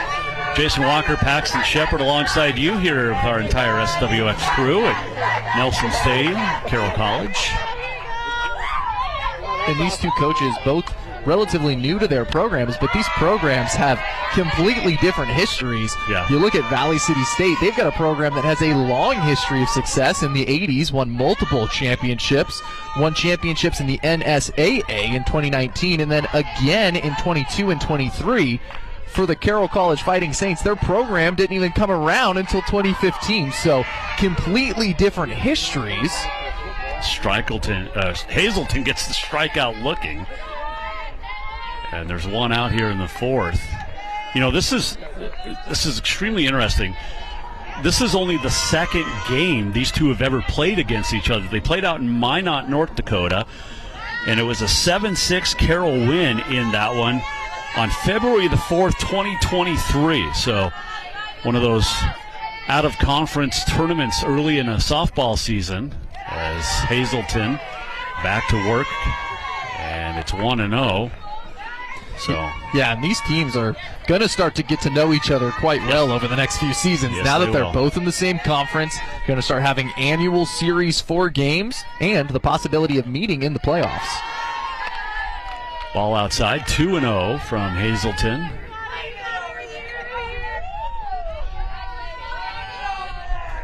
That's Sayers.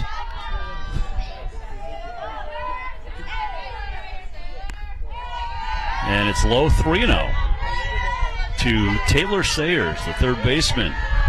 1-for-1 on the game.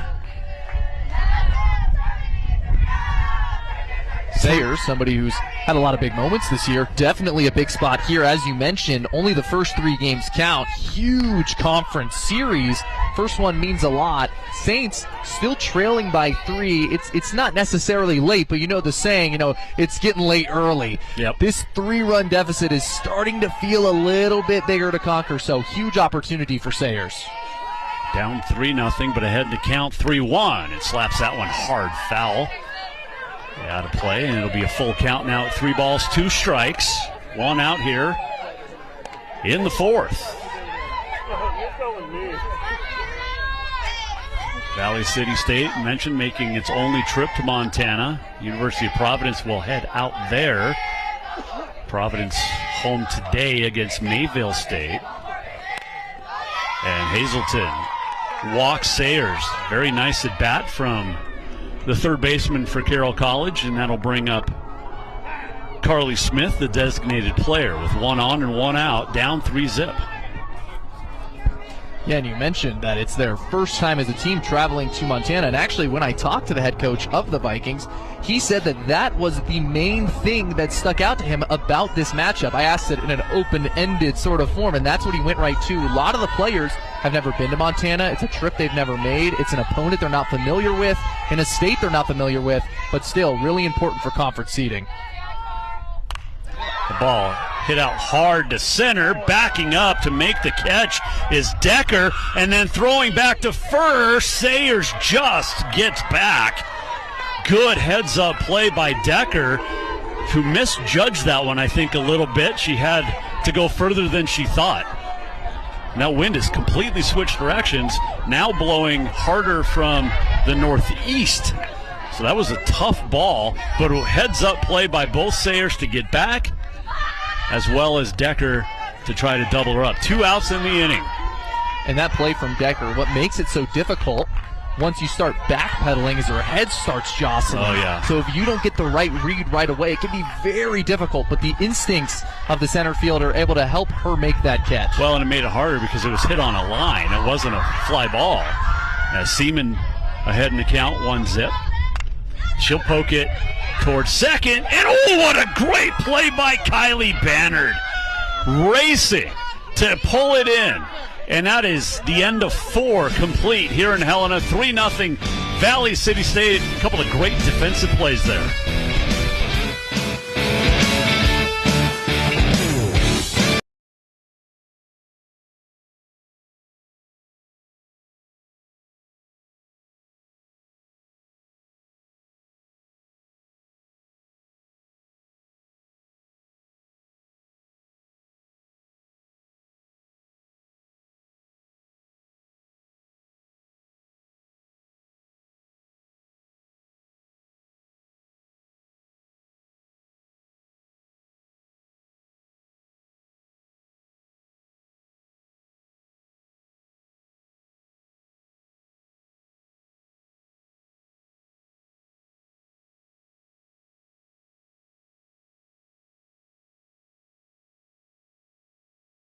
Yeah. 3-0, top of the fifth, as Maddie Bogenreef steps in to bat against Kennedy Venner. Valley City State Vikings with a 3-zip lead. It'll be Bogenreef, Stone, and Bannard who made a terrific play to end the bottom half of the last inning. Tough play for a second baseman, a little bloop that she was able to haul in. Really almost snow-coned it for the out, but impressive play nonetheless. And now it's Bogenreef, the right fielder. Yeah, and on a play like that for the infielder, you kind of can't be looking at the ball and reaching out your arm entirely at the same time, so it's a lot of trust in your instincts of where the ball is traveling. I mean, you could try it at home, try to look back over your shoulder while reaching out in the opposite direction, so a really nice play from the second baseman. It was almost to the point of a dive, as Bogenreef swings at the 1-0 and misses. 1-1. Nobody out here by top of the fifth. Venner 5 strikeouts in the ball games, trailing 3-zip. And all 3 of those runs scored in the top half of the second. The Vikings took advantage of some wildness from Venner, a couple of walks and a hit batsman. And it's now 1-2 as Bogenreef late on that one. Really nice spot there from Venner, right on that low and away corner. She is a corner worker. She's going to go low away, low in, up in, high out. Definitely works the corner. Very hard to square one up against Venner. That one into turf. And it's a 2-2 count. Bogenreef 0 for 2 in the game, has a strikeout against Venner. Shaded the outfield towards left a little bit. As Nottbaum more in right center. Now she'll shift way over to the right. And she was still on the move as that pitch was delivered. It's fouled back into the stands. It's 2-2. Yeah, and if you're wondering, why are the Saints outfielders just taking off right before the pitch? Like, wouldn't you want to be set before the pitch? It's because they're getting the sign from the catcher, and they're adjusting to the pitch based on that. So if you're an outfielder, if you know the pitch is going to be faster, it's more likely to be pushed. So for a left-handed hitter, more likely to go towards left field. If it's off-speed, more likely to go towards right field. Now, you might be saying, well, why don't they just run right away? It's so they can still keep it secret to the hitter. So a little bit of push and pull, some strategic balance going on. Here's the 2-2, and it's lifted up on the infield, and great job shielding the sun by Walker for the first out. And that'll bring up Kennedy Stone. And to follow up on your point, you watch the outfielders, they'll look at the second baseman and the shortstop because they're getting the play call from the catcher, and then they'll signal behind their back. It's almost like a volleyball front line, back line of where the serve's going to go, right? Oh, absolutely right. I didn't even realize that. Yeah, if you look at them, they're hiding it behind their waist. Says this one's lined towards Nottbaum. Nice grab. Great job on that one. And quickly there's 2 outs running to her left. Tough play for a lefty reaching across her body, but she does it very nicely. And there's 2 out for Kylie Bannard, the second baseman. Just so many intricacies. Baseball, and to that in comparison, softball, my favorite sports, because every pitch means something. The game within the game inside the coaches or managers' heads, right? I mean, it's so fun to watch. Low. Yeah, absolutely. It's not like football where, we're just going to run a 2-yard run up the middle just to run the clock. Every pitch could change this game. Mm-hmm. If Venner, let's say she makes a mistake pitch here, it gets blasted to left field over the wall, this game completely changes. Yep. When the Saints are hitting, one big base knock could really change the momentum. So Old Mo still in the balance here, but I mean, you got to say Venner has found it in these last few frames. Yeah, she's evens up the count there with the strike, 1-1. 2 out, nobody on here. Top half of the fifth for the Vikings with the lead, 3-zip here over the Saints. 5 strikeouts in the game for Venner. And make it almost 6, 2/3 of the way there, 1-2. Bannard can't catch up to that high heat. And what I love about softball, too, is you get a true rise ball. You don't get that in baseball because you're pitching off that mound down towards the hitter. But you can get a true rise ball, and it when that comes from the pitcher's hand up towards your eyes, it's an awakener. And fouled off, stays at 1-2. Yeah, and absolutely. I mean, when you're a hitter, one thing that's hard to see, especially if you're just watching on a camera or if it's been a long time since you played ball, when that ball leaves the hand, your eyes become huge when it's high in the zone. You're ready to rip this one to left field, and all of a sudden this ball just floats right over your bat, and it's strike three. So it's so difficult to be disciplined and to keep your eye level in the zone. The 1-2 swung on and missed, and Venner with her 6th strikeout. A 1-2-3 inning. No hits, no runs, no errors. We head to the bottom of the 5th. 3-0 Vikings.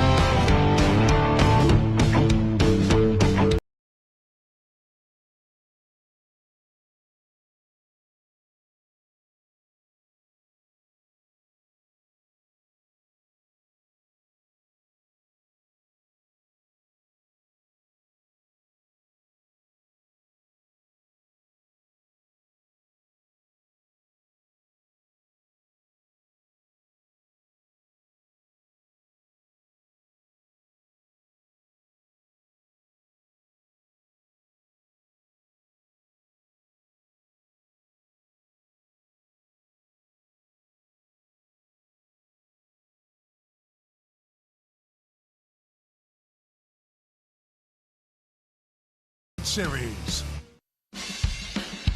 Our keys to the game today were brought to you by Butte Auto. Easy to find off I-90 at the Harrison Avenue exit in Butte. Find your next ride at Butte Auto. We ride to the bottom of the 5th. And it'll be Bryn Notbaum to lead it off for Carroll, down 3-0 here against Valley City State. Just the second ever matchup between these two teams. Carroll won the previous matchup 3 years ago as that pitch from Hazelton at the knees, strike one on the right fielder for Carroll College. Nopam looking to get something going. Those outside pitches, which it seems like where Hazelton's wanting to go, what she likes to go the other way. Up high, 1-1. You know, her name, Notbaum, is completely opposite of what Valley City State's players said they do, which is look for bombs, the home runs. But Notbaum, not known for her power, but still a very good hitter at the plate for Shauna Juarez's Saint squad. Swung on and missed. It's 1-2. Notbaum on the year, 284 hitter, has 3 doubles coming into today. You know what I love about softball, and baseball has really helped tighten itself up, is that one's fouled off. Softball, you don't need a pitch clock. These pitchers get the ball, they turn, they are ready to go.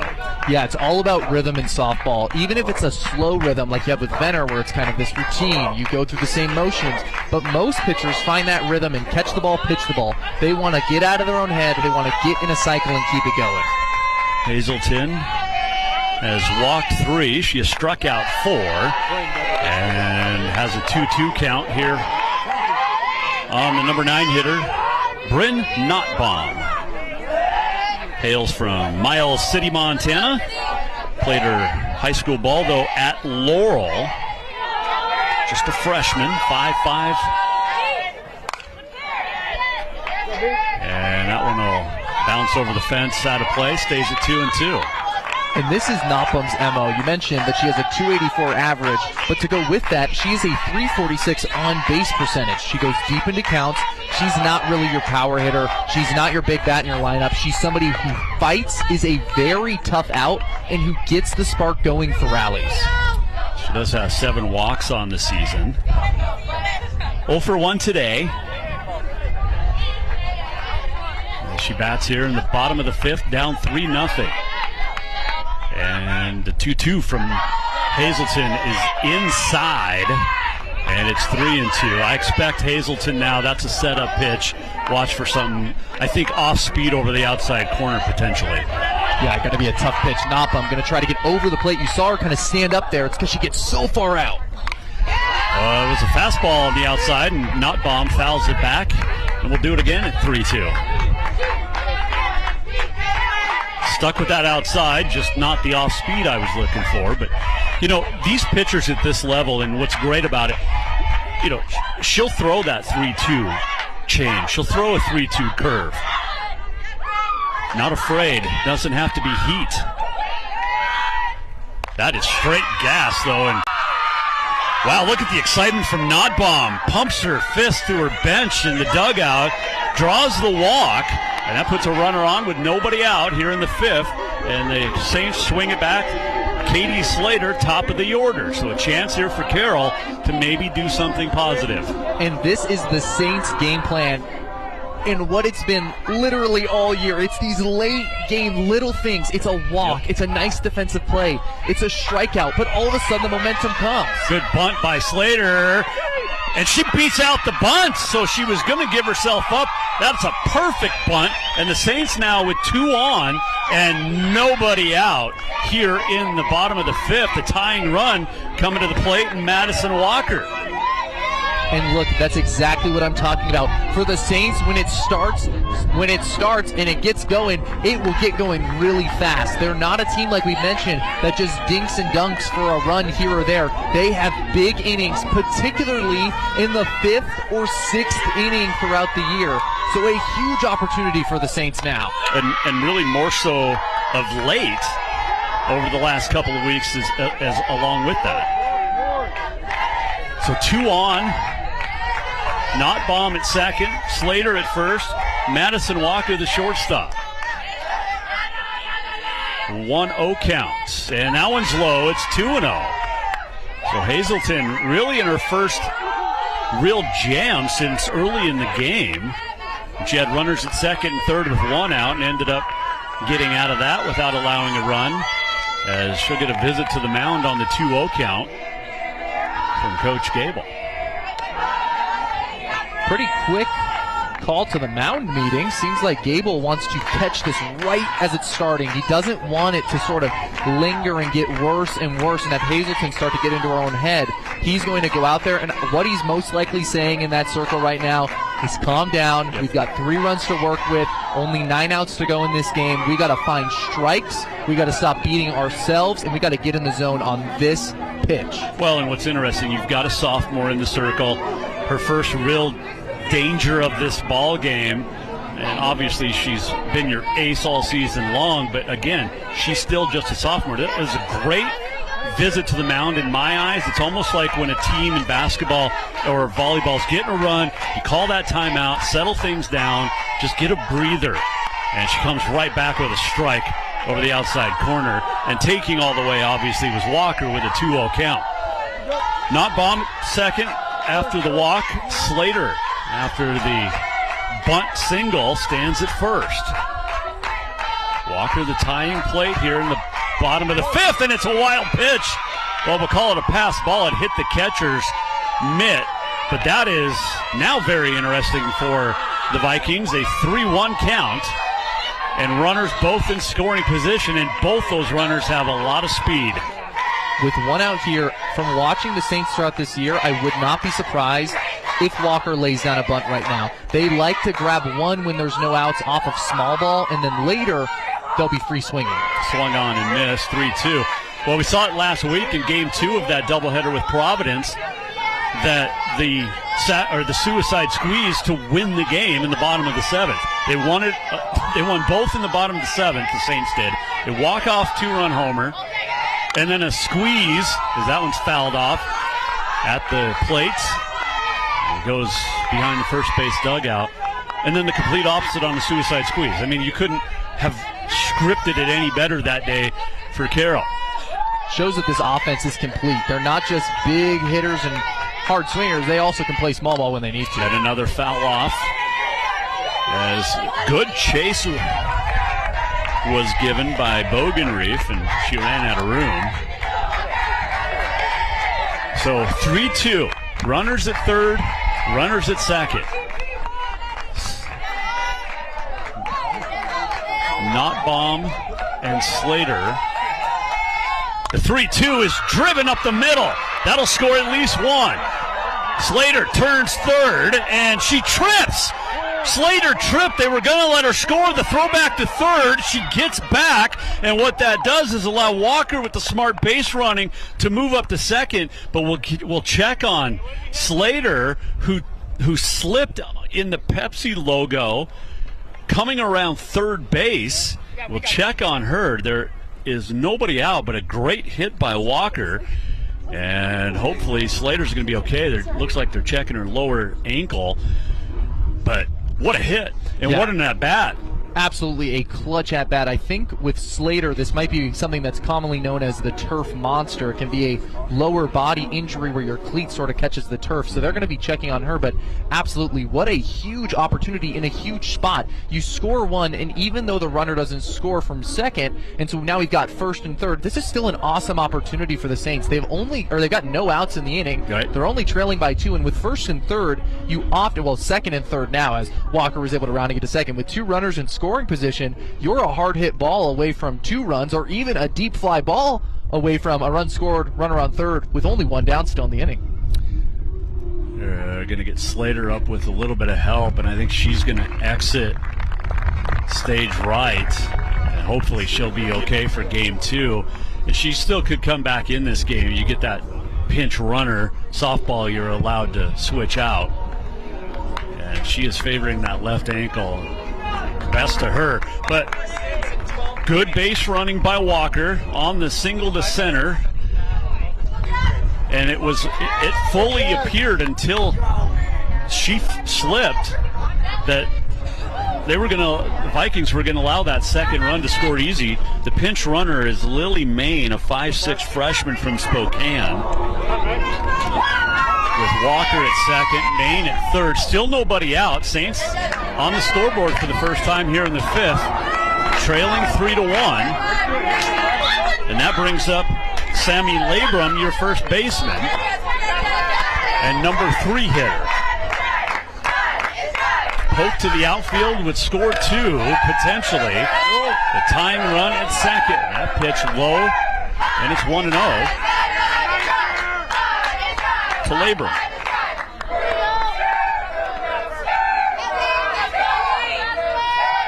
Oh, a pinch hitter. Check that, sorry. Jasmine Barella.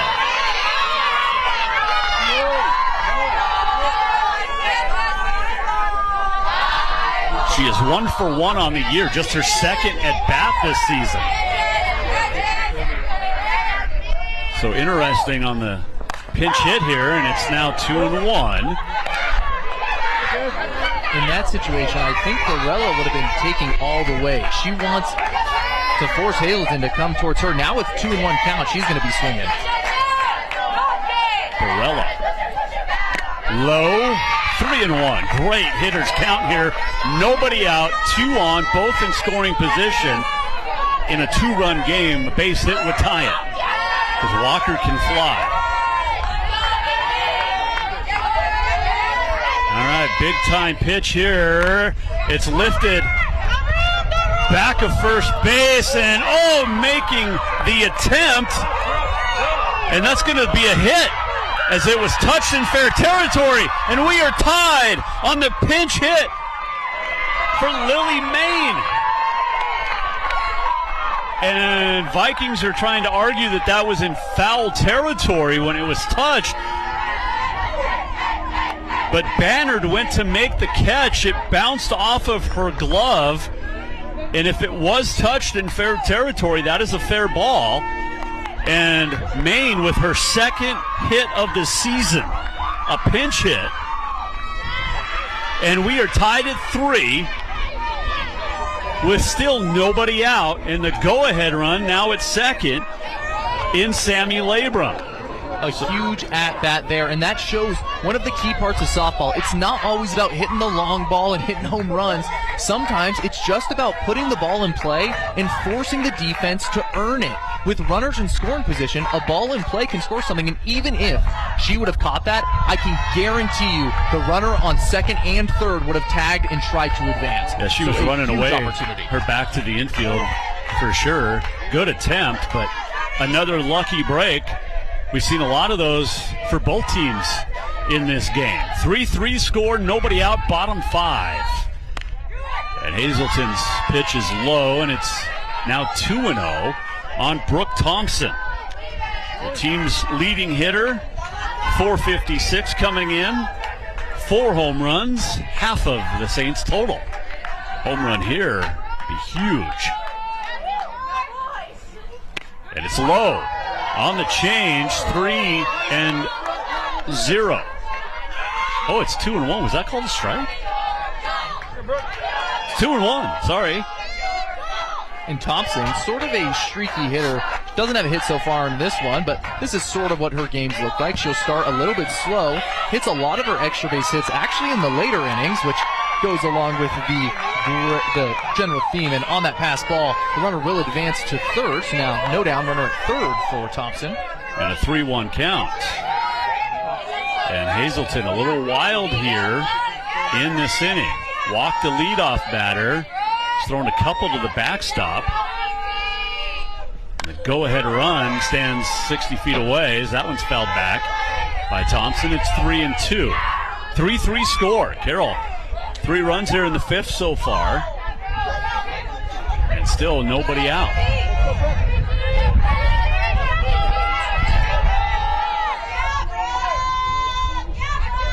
I think it's just the 3-1. Through the infield, and the Saints have the lead. Big hit for Brooke Thompson. Pokes it between first and second, and Carroll leads now 4-0 as Talon Pillard steps into the batter's box here in the 5th, and still nobody out. And I think we're going to get a new pitcher coming in for Valley City State. Coach Gable goes to the bullpen, and coming on to pitch will be Cooper Clausen, a sophomore from Nora Springs, Iowa. So a very big inning here in the sophomore Hazelton. The runner on first is her responsibility, so she goes 4 complete, 4+ innings, 4 strikeouts, 4 walks, 4 earned in 107 pitches. And the runner at first, her responsibility. As we mentioned, the new pitcher, Cooper Clausen, a 4.82 ERA, 5-5, making her 24th appearance on the season, 19th out of the bullpen. She has pitched 65 1/3, given up 89 hits, while striking out 70. She has allowed 5 home runs, as it'll be Pillard and in the box.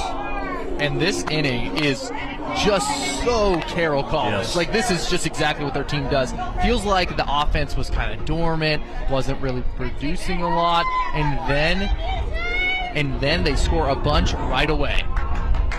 Take a look at Katie Slater, who was dinged up trying to round third and trying to score. She slipped between third and home, and they're taping up that ankle in the trainer's area over there, so looking to get her back in this game, or at least for sure be ready for game 2. Yeah, and Slater, a core piece of not only the statistical part of the Saints, but also the team and the energy, the chemistry of this team. So really big bummer for the Saints. Hopefully she's all right. So Clausen, her first pitch at the knees, strike 1. To the catcher for Carroll College, Pillard. Spelled like almost like Puyallup, Washington. It's spelled like Puyallup, but it's Pillard. Freshman from Meridian, Idaho. You know that area well. And she'll poke it into the short outfield as a good retreat there by the shortstop to go out and catch it. That was Nicola, and that's the first out of this inning. Carroll leading 4-3, and Taylor Sayers comes to the plate. Sayers 1 for 1. Yeah, great first step from the shortstop, Nicola. Really need that first reaction to be right to make that play. Sayers takes the strike. 0-1.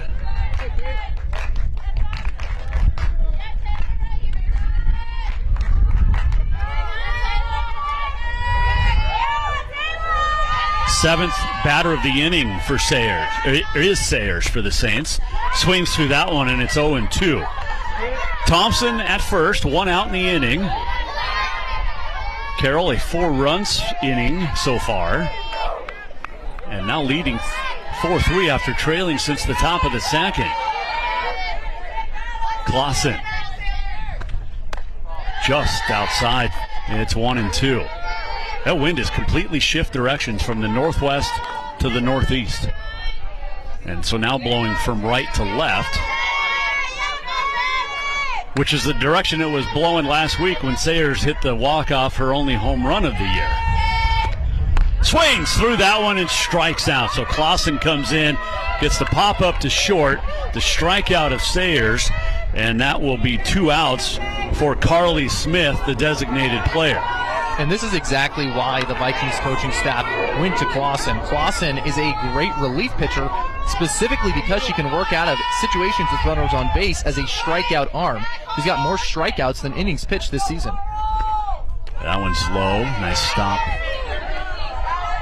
behind the plate by Maris. No relation to Roger.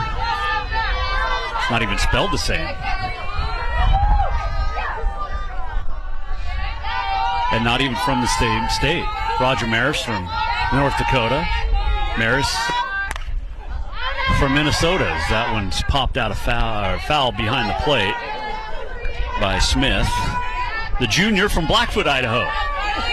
Just about, what, half hour, 45 minutes south of Idaho Falls?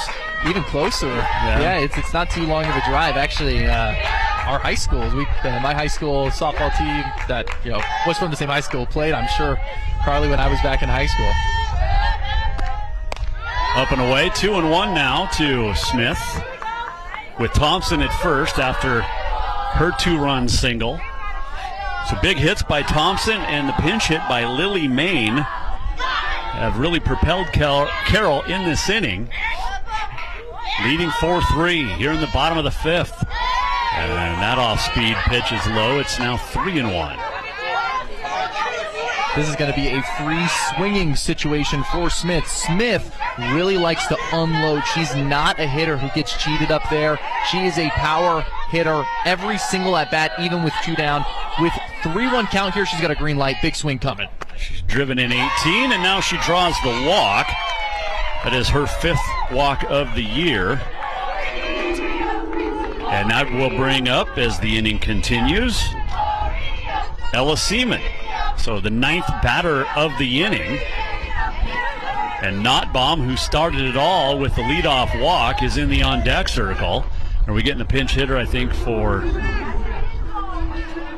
Carroll?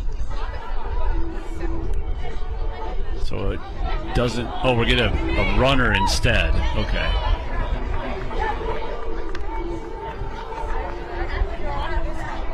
Can't see the number. Emmy Munoz from Highlands Ranch, Colorado, is the pinch runner. Yeah, I love how Carroll uses these freshmen that have all these fresh legs as pinch runners. They're sort of doing their time in the early part of the organization. Really a great asset to have to put on the bases. Speed in this situation, very big. Now, ball to the gap. I mean, Ella Seaman likes to go to right center gap very often. Definitely going to be scoring from first now with wheels on first. So Seaman, with 2 out, stands in. 2 runners on. Clausen's first pitch is missed, and it's 0-1. Swung below that fastball. Clausen with a big bow in her hair. She says she does not wear a visor. By the way, Valley City State, unbelievable visors. As that one's fouled back, 0-2. Thompson at second, the pinch runner. Seemed like Ella Seaman at the plate was a little bit hesitant there. She sort of took a hard step, hands started flying, held back for just that split second, ends up behind that one. Maybe guessing a bit on the speed. 0-2 going to be guessing again. Cooper Clausen. Yes. Induces the pop-up out to left. The catch is made by Kukinski, and that is the end of 5. But Carroll with the big rally, big hits by Thompson and Lily Main, and it's 4-3 Saints as we head to the 6th.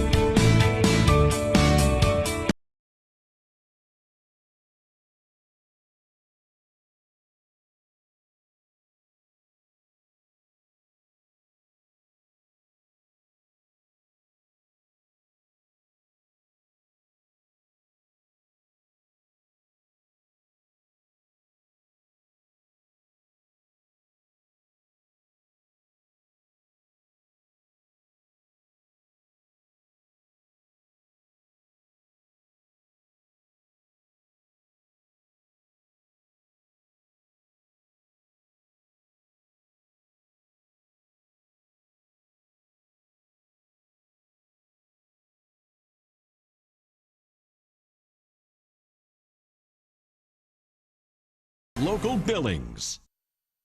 Well, it is a couple of big weekends at Carroll College. The doubleheader for softball today, also track senior day. But the 43rd annual Carroll College SAA auction is next Friday, April the 24th, with a live and silent auction to benefit Carroll Athletics. The doors open at 5. Auction starts at 7:15. Get your tickets at carrollathletics.com. 4-3 Saints, the 5th inning rally.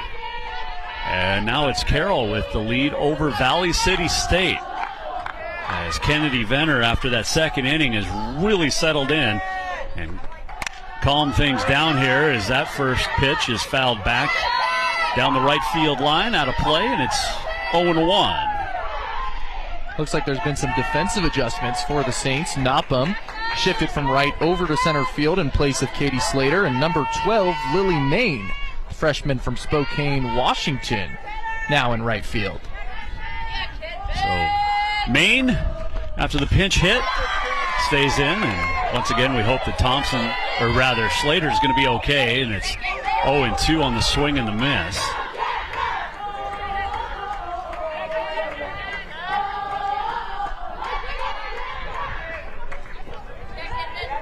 Slater still on the table down the left field line. So still questions about if she'll make an appearance either in Game 2 today or in tomorrow's doubleheader. A very pivotal player as Venner picks up the strikeout to start the inning. Venner now with run support, finally getting some after a good performance so far. 7 Ks now for Venner as Reagan Maris steps in, the catcher. 1 out, down a run is Valley City State now here in the top of the 6th. Venner deals strike 1. So now you're running out of outs if you're Valley City State. We talked about it midway point of this game with Carroll down 3-0, but now Valley City down and just 5 outs to play with here to either tie it or take the lead back. And it really is something how the momentum can change so fast and how it feels like it changes so fast in Nelson Stadium all the time. Felt like the Vikings were running away with a dominant pitching performance and a great performance at the plate, but all of a sudden, Saints right back on top, and now the Vikings are in the hot seat with only 5 outs left. Venner up 0-2 on the catcher Maris with McNeil on deck. That one is low. Nice stop by Pillard. 1-2. Just a little bit low on that one. Rolled last about 15 feet to the plate. Venner still way ahead though.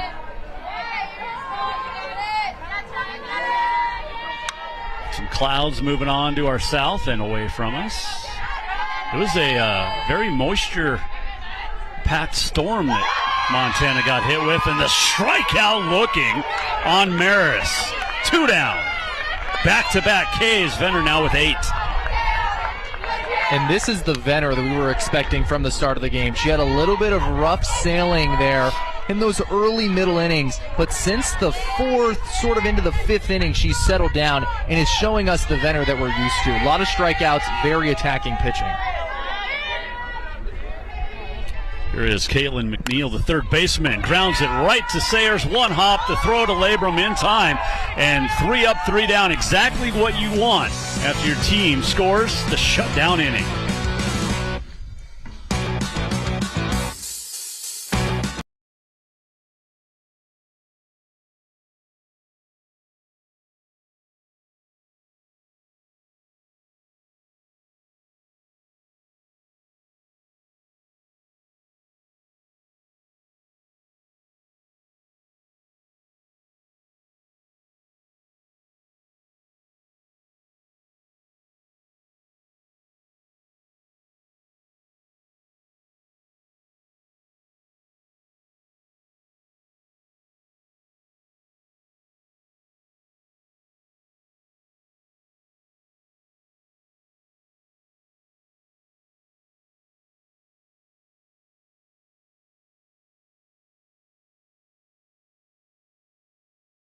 .org. Tuesday afternoon, Missoula, the Garden City, a AA crosstown baseball matchup. Hellgate at Sentinel. Action starts at 5 on SWX from Lindborg Craig Field. Beautiful facility over in the Garden City. Here, Nelson Stadium, softball/football/soccer. It's 4-3. Carroll College coming to plate here in the bottom of the 6th after putting up a 4-spot last inning. And Cooper Clausen stays in the circle for Valley City State. And we mentioned it going to break. Kennedy Venner, your team puts up a 4-spot. You want to come out with that shutdown inning. She did exactly that. 2 strikeouts and a ground ball. Well, and that's all you can ask for when you're in the pitching circle. Your offense to pick up their end of the deal. When they go out and get 4 runs in one frame, they pick up all the earned runs that you've given up so far in this game. It is your responsibility to go out there and do some shoving. And Venner, she was able to shove in that last inning. Notbaum, who got the inning started last time around with the leadoff walk, is behind 0-1. Facing Clausen for the first time in her career. And it's 1-1. That one up and in. 4-3 Saints. Once again, that late inning magic. They've, for the last 10 days, the last really 5.5 games, they've done this. Late inning rallies. And that's really how they've defined themselves. I keep saying they are putting the fighting in Fighting Saints. They are never out of a game. They never get down, even when they're trailing by, as we saw, 3 runs or even 5 runs in the 5th inning or 6th inning. Their dugout is jumping. Their hitters are taking long at-bats. They fight to the bitter end every game. 1-2 on Notbaum. Outside, good eye, 2-2. Notbaum she's your prototypical number 9 hitter. She's smaller in stature, speedy as all get out, and has a great eye at the plate, and does a fantastic job. She can flip that order back to the top if need be, and that one is popped foul behind the backstop, and it'll land foul. 2-2 still. Yeah, you're absolutely right. She's a textbook table setter. She is the person that you want leading off an inning just like this. She gets on base, she works these deep counts.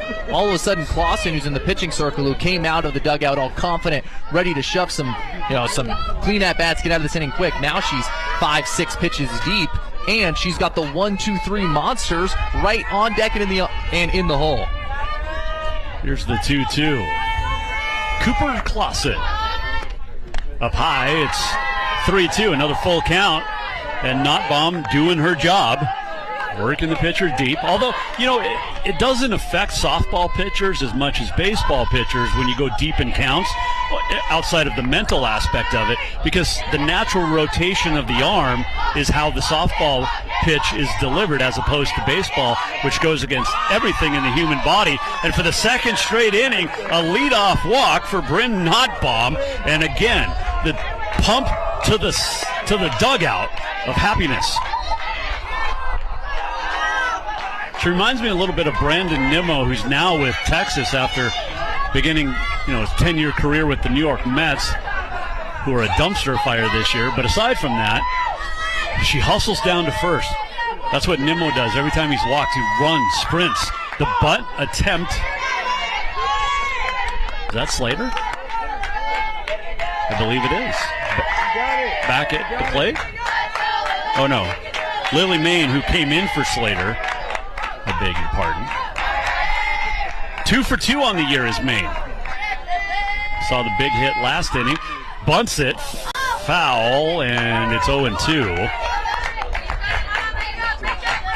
This is a big opportunity for Maine to keep this inning going. Maine doesn't have a ton of appearances so far this year. She's still quite young, filling some big shoes from Katie Slater right now, who's been very hot this year and had that beautiful bunt in just the last inning. Feels like it was hours ago, but it was just in the 5th. Yeah. So Cooper Clausen. I wonder if her teammates call her CK. Great pitch at the knees, and she gets Maine looking. So that's the first time all season that Lily Main has not reached base. Yeah, an impressive year so far. We won't talk about the numbers. The numbers, yeah. We'll let that at bat do the story. One do the talking. Out here for Madison Walker. Had a big hit and RBI last inning. Takes ball one out of the zone, 1-0, with Nottbaum still at first. Carroll up 4-3 here, bottom of the sixth, with one out. It's interesting there. Right out of the hand, Walker showed no interest in swinging. She could possibly be taking it all the way. Kind of interesting in this case. Maybe trying to force Clausen to come get ahead in the count. 2-0. Well, there you go. And again, Walker's the number 2 hitter. This is part of the 2 hitters' responsibility. The 2 hitters typically one of the better hitters. Number 3, they say overall better hitter, but that 2 hitter in the lineup is meant to be quick, get on base, and extend innings. One out, and taken all the way, obviously, on 2-0. Strike right down the pipe, 2-1 from Clausen. Yeah, for number 2 hitters, I always think of somebody that can hit something towards the pool side for righties and allow the runner on first, who would presumably be your leadoff hitter, Nottbaum here, to get running, make some things happen. Well, you think of 2 hitters, Derek Jeter probably stands out as that one ripped to the gap in right center. That'll drop.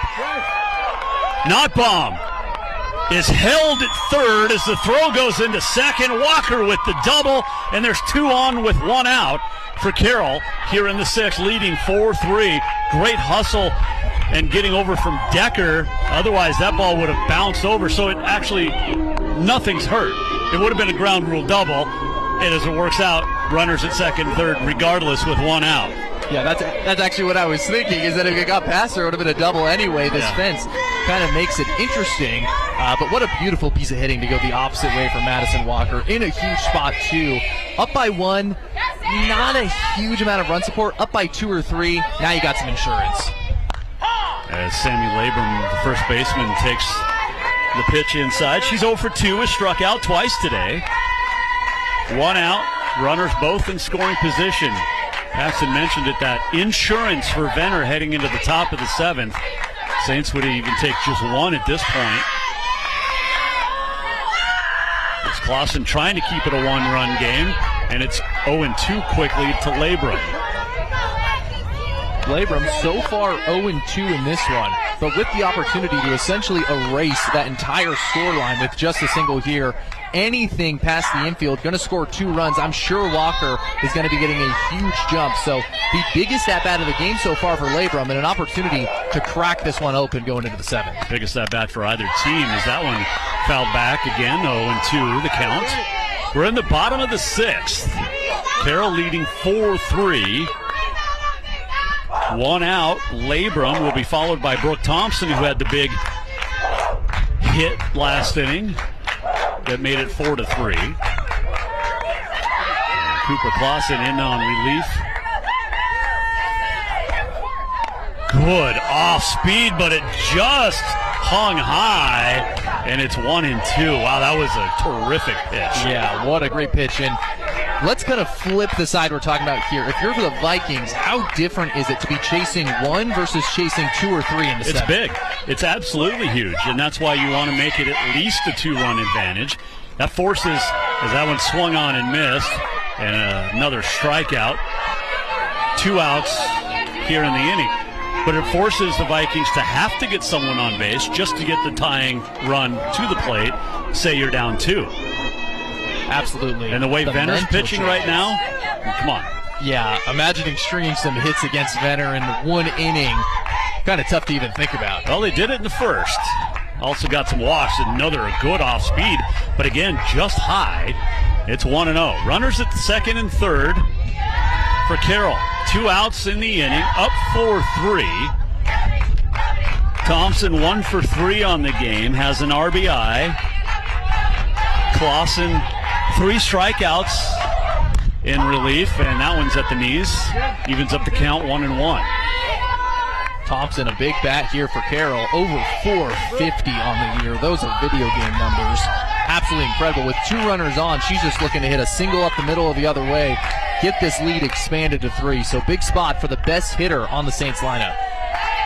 She's the one you want at the plate in these moments, and fouls it off. It's 1-2. Big pitch coming up for both teams on the 1-2 with 2 outs and 2 on for Carroll. Saints lead at 4-3 here in the bottom of the 6th. And Venner will sit in the dugout wondering at the moment, how many runs will I be ahead when I go out for the 7th? Will it be 1?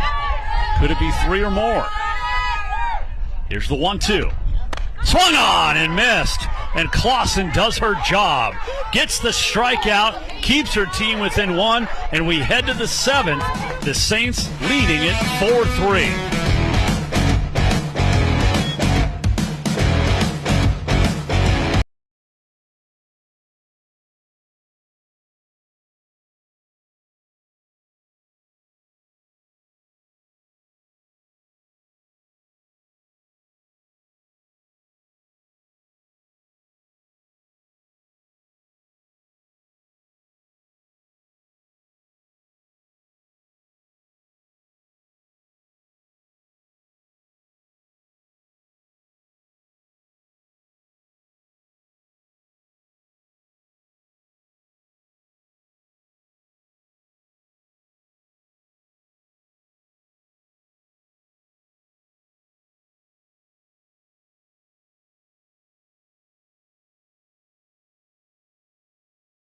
This season.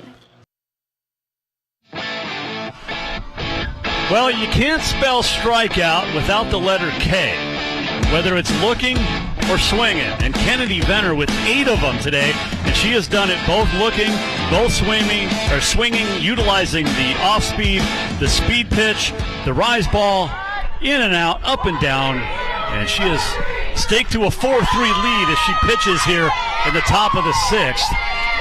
The top of the 7th, rather. 3 outs for Valley City State to make a rally. The Vikings scored 3 in the 2nd, led throughout, and then a 4 spot by the Saints in the 5th. And we are in the 7th now. And Venner,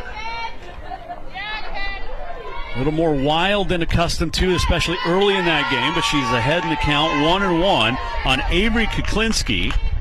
0 for 2 in this ball game. Kuklinski, the bat you want up in this spot, she's got a .416 on base percentage, and really what you're looking for here is not necessarily a base knock. You want a base runner, and you want it as quick as you can find it. Yeah, any way you can get on is the word here to Kuklinski, and then Nicola, the 8 and 9 hitters respectively, before you get it back to the top of the order for the big boppers for the Vikings. 2-1 count. Venner, 8 Ks, 2 walks. Also has hit a batter. And that one, Sayers on the line drive in fair territory.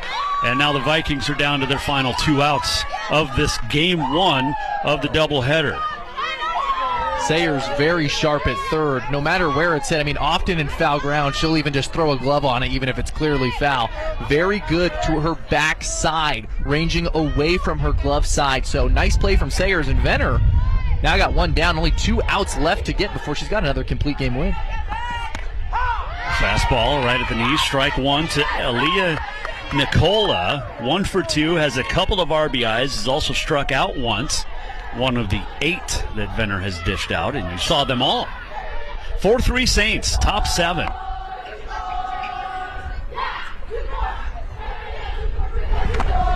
Swung on and missed. That was a big swing right there from Nicola. She's trying to put herself in scoring position in a hurry. Run ties it. Someone's got to get on base outside of the home run. Nicola, not a power hitter. Down in the count, 0-2 to the Saints ace. Low, 1-2. Good eye at the plate there by the number 9 hitter, the shortstop, who's made a couple of really nice plays today. Venner still ahead in the count, 1-2, has an ability to really go wherever she wants, any speed, really tough spot if you're at the plate against a pitcher like Venner. The left fielder Thompson's playing straight up, center and right, shaded towards right against Valley City State's number 9 hitter, and it's 1-2, 1 out, top 7. So if you're calling pitches right now, after that heater is fouled way late, would you go back to the heater, or are you going off speed here? I don't go off speed to give her a chance to catch up to it. She was late on the fastball. Stay late. Late again. Late again, yeah. So now what do you do? Now that you've got 2 back-to-back heaters. Well, Venner has an arsenal, so your guess is as good as mine. I would go low outside, but she has gone low inside a bunch this afternoon. And we'll see what she dials up here on the 1-2. The rock, the fire, goes low and inside, and it's 2-2.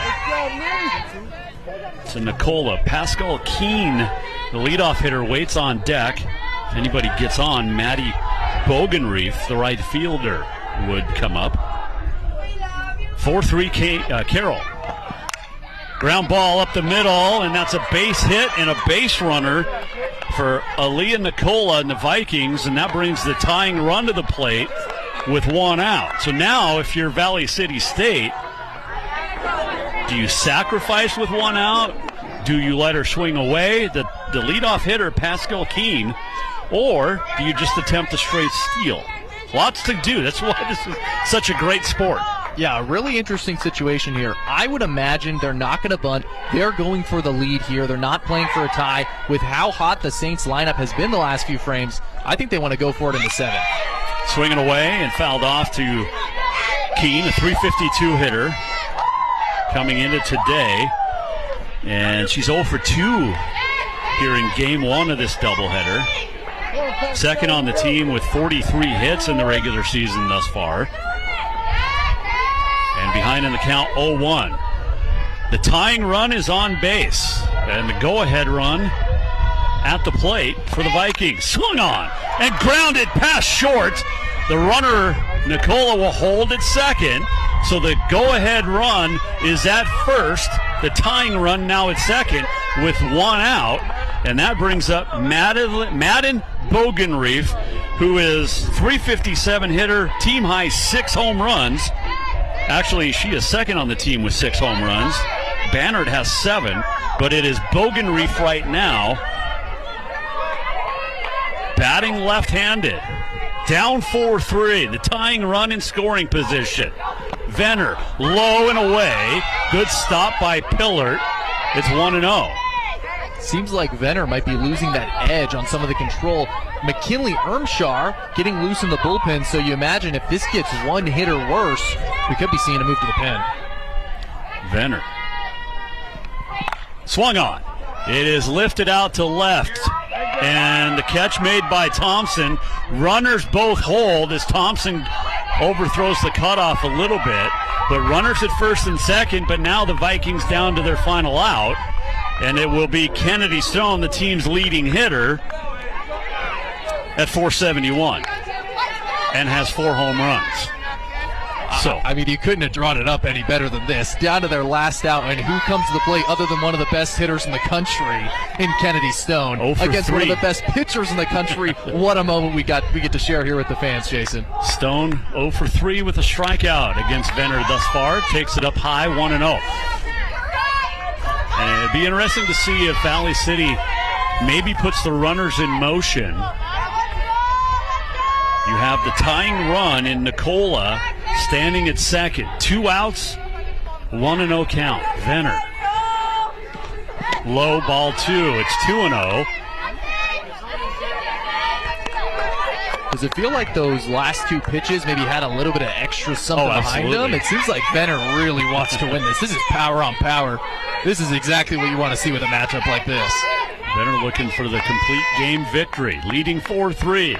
2 outs, top 7, low, and it's 3-0. Well, now, if you are Stone, do not swing. What was that? Don't swing. I don't know. I think it's a 3-0 it's count. Really tough. Yeah, I think you're probably taking. You're right. In a 3-1 count, though, then you're unloaded. You're looking to drive one. But yeah, 3-0. Maybe take. I don't know. Stone with this average could be swinging. She takes, and it's a strike. It's 3-1. And Venner letting out a little grunt on that pitch. And it was a good changeup, honestly, on 3-0. Maybe caught Stone by surprise. Now still a good hitter's count at 3-1. Tying run at second. Grounded to second. It takes a weird hop. The shovel to first, and she is out. And the ball game is over. A fantastic job by Ella Seaman to stay with it. She bobbled it twice, shoveled it to Labrum at first, who stretched to get the out. And that is the end of one game here in the doubleheader. 4-3. Carroll with the rally. Take another look at it. Great job by Ella Seaman sticking with it. That ball took a weird bounce and caused her to bobble it, but the Carroll College Saints rally from behind, down 3-0, come back and get the 4-0 win. That's 5 straight victories now in conference play. Yeah, it's momentum throughout the season and also momentum going into game 2. Since around that 4th, 5th inning mark, things really changed. The Saints were in the driver's seat, so if you're the Saints right now, you're looking to keep that going into the second. For the Vikings, you're trying to turn it around. And we'll have that second game for you coming up in about 30 minutes or so. Stick to SWX. Thanks to our entire crew behind the scenes on a beautiful day. Paxton Shepard, great job. I'm Jason Walker, and we'll see you back here for Game 2. Saints win Game 1, 4-3. They go for the sweep in 30 minutes. We'll be back then.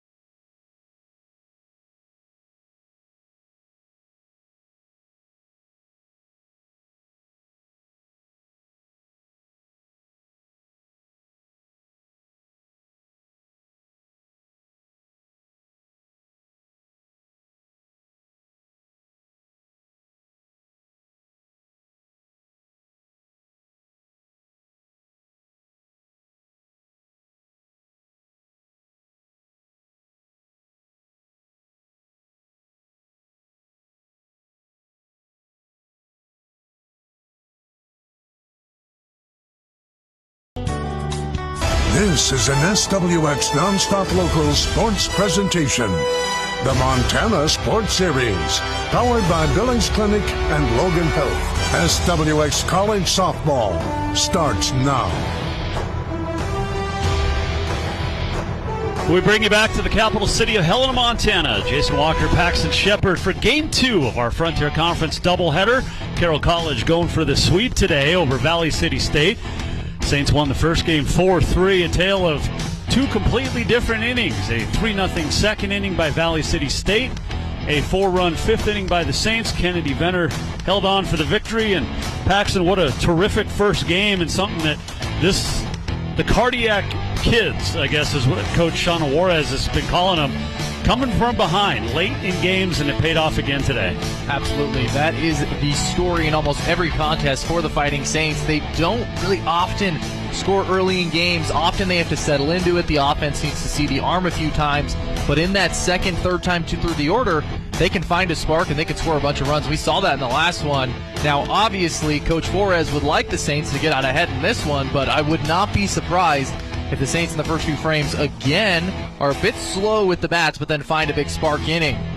Well, making her 10th start of the year for Carroll College will be McKinley Ermshaw, a 4.53 ERA. She is 3-6 on the year, has appeared in 14 games overall, does have 3 complete games, along with a shutout in 51 innings, 39 Ks. She's walked 17, and she has allowed 40 runs, 33 of which have been earned. You have seen her pitch. I have not. What can we expect from Miss Ermshaw?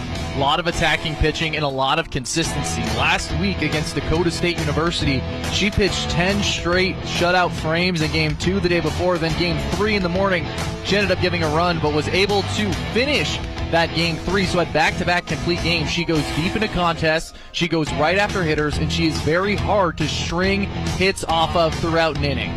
We'll see what the sophomore from Battleground Washington will throw at Valley City State. The Vikings now 9-8 in the Frontier, and really it's not must win for the final 2 games of this series, but it's getting pretty close for the Vikings as far as Frontier softball standings are concerned. Carroll now 10-7. That was a big win, really, and a big first game of the weekend for these two teams. Yeah, now Carroll is in the driver's seat for the rest of the weekend. They don't have any pressure on them. It's not a must-win situation. They've got to find the win in either this game or Game 1 tomorrow, and they're going to take an even bigger lead in the standings. Currently, they're up by a game, sitting at 3rd in the Frontier Conference. Now, if you are Valley City State, you're sitting in 6th, but in one game, you can jump right back up that leaderboard. They just need to have a good end of the day today and then a good morning tomorrow, and they could be right back in it. So still a huge contest for both teams. I'm really going to define what the playoff picture looks like for the Frontier Conference. Mayville State is at number 2 seed Providence today, and Dickinson State also in action as well. One lineup change for Carroll will be the absence of Katie Slater, who rolled an ankle in that 5th inning trying to score from 3rd. She did crawl her way back to 3rd, but exited the game with a rolled ankle. They have taped it up, but she is definitely not going to play today. How big of a miss is that for the Saints with that center fielder now and your leadoff hitter not in the lineup?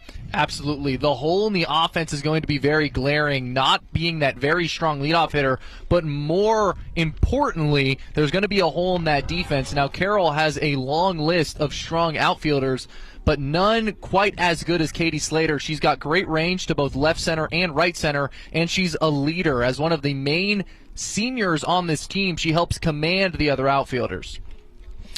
Grace Folkema, 8.3 ERA, will get the start in the circle for Valley City. 3-2 on the year, 11 games started. This will be her 12th. She has a shutout, a 41 and a third innings pitch, 45 strikeouts. She's allowed 55 runs, 49 of which have been earned, and 48 walks. So if Carroll can be patient at the plate, they can get a lot of base runners potentially early here against Folkema.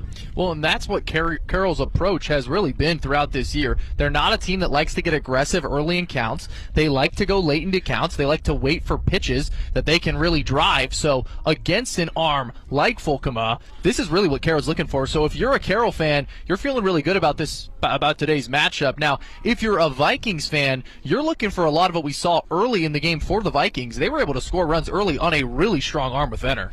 Yeah, definitely. And she, outside of the second inning, pitched well with the 8 strikeouts. I think she finished with 9. But what a great performance. And we still have Coach Juarez and Coach Gable talking, waiting for umpires, we're being told. So, that's kind of a critical thing, is in a softball game you want to have your officials on the field. But I have no idea. All I know is that we're getting set for Game 2, and we'll have it coming up here on SWX.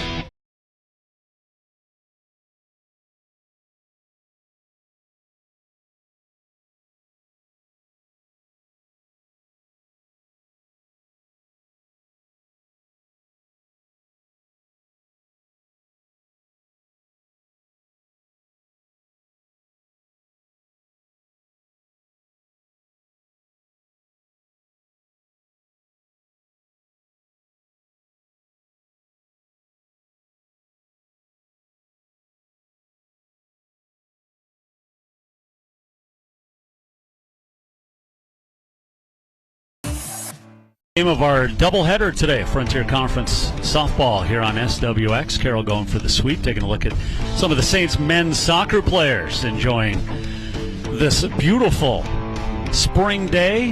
It was 49 degrees at first pitch. It has definitely warmed up. Breeze is still a little nippy, but other than that, a beautiful day for softball and a great crowd on hand here at Nelson Stadium as Jason Walker alongside Paxton Shepard. And Paxton, when you go back to our keys of the game for the whole day, pitching and keeping base runners off the base was really the theme, and then get started early. We saw that with Valley City State in the last game. Carroll picked it up late, as we've talked about ad nauseum, but when it comes to the pitching, 2 different pitchers here in Game 2, and we could see maybe more runs because it's not your aces. Yeah, absolutely. Those first game, both teams came right out of the gate with their aces. It was ace on ace, and we saw that through the first frame. Both pitchers put in a great first inning. Obviously, Venner had those struggles early in the game, but for the most part, both pitchers did a really good job. I believe each of them had a shutout frame for every inning except for the one where they obviously gave up the lump sum of their runs. So good pitching overall for Valley City State. A bit uncharacteristic of them to have one inning where they sort of lashed out on the board, but not consistent offense throughout. They usually have a more measured offense, but sort of consistent. They score 1 here, 2 there, 1 here, 2 there, and eventually score a lot of runs. They do average a lot of runs on the year, so will be interesting to see what the approach is in this one, if they're going to maintain this aggressiveness or a little bit more of a passive look, be a little more picky at the plate. Kennedy Venner had the complete game win, 114 pitches in Game 1, 78 of which for strikes, and did strike out 8 in that ball game. But she is not pitching, and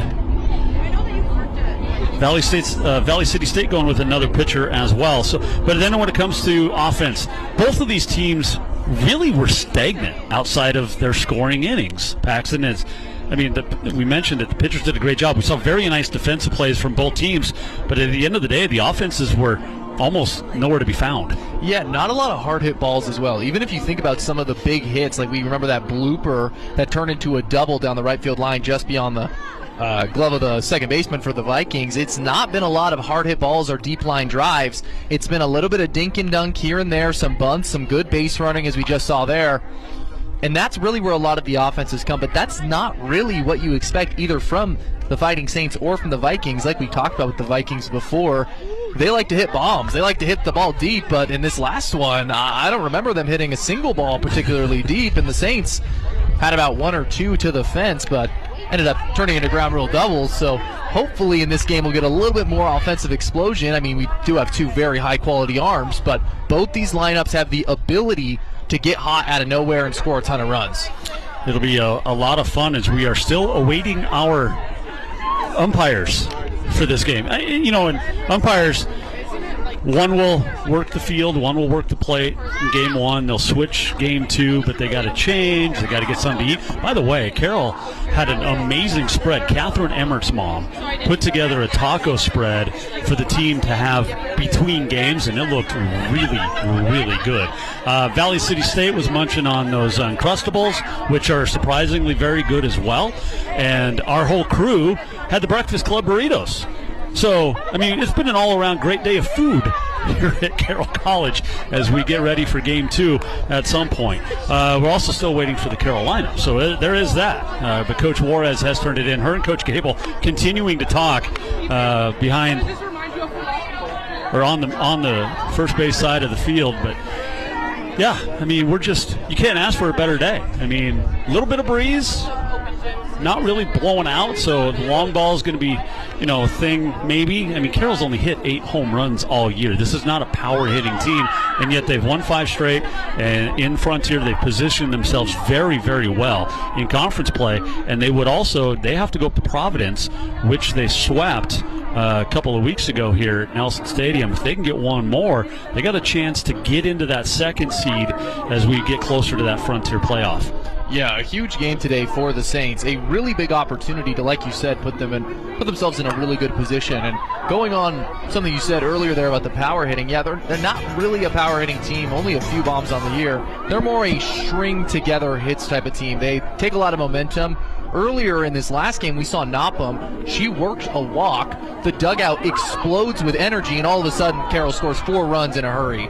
So they are a stringy, streaky team that reacts a lot to momentum, a lot to energy. They're not really a get a runner on and hit a big fly, even though some of their players do have a few. I know Thompson has 4 on the year, and I've seen with my own eyes Smith and Sayers both send one over the wall.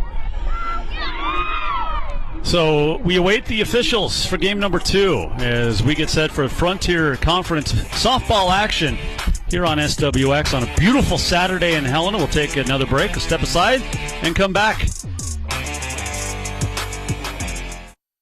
We come from everywhere, drawn to a name, a history, a legacy. But for us, it's more than just a name. It's the rhythm of the streets. It's the roar of the kennel. It's the dream in every kid's heart. Every time I put on this jersey, I feel that rhythm, that roar, that dream. Now it's time to see us, to feel us, to watch us. Join SWX and be part of the excitement this season. And all the other apostles except John laid down their lives for Jesus. They lived out the conviction that God placed in their hearts. That it's not about life here, it's about what God has called us to. It's another kingdom. We have left our allegiance to Caesar and all the world around us. We have transferred that allegiance to Jesus Christ. Be sure to watch the Midnight Cry broadcast every Sunday at 8:30 a.m. This Montana Sports Series presentation of Frontier Conference Softball is made possible in part by the Billings Clinic. Billings Clinic, trust and be trusted. Strive for excellence serving Montana, Wyoming, and the Dakotas. The umpires making their way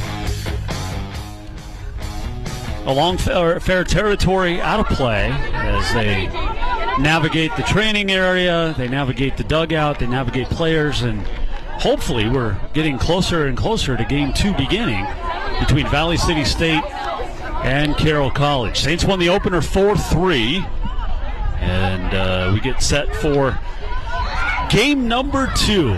Valley City State's going to run some laps, or let's see, will they run poles? Nope, just to the fence and back. Stay loose. Stay loose. So it'll be Carroll College.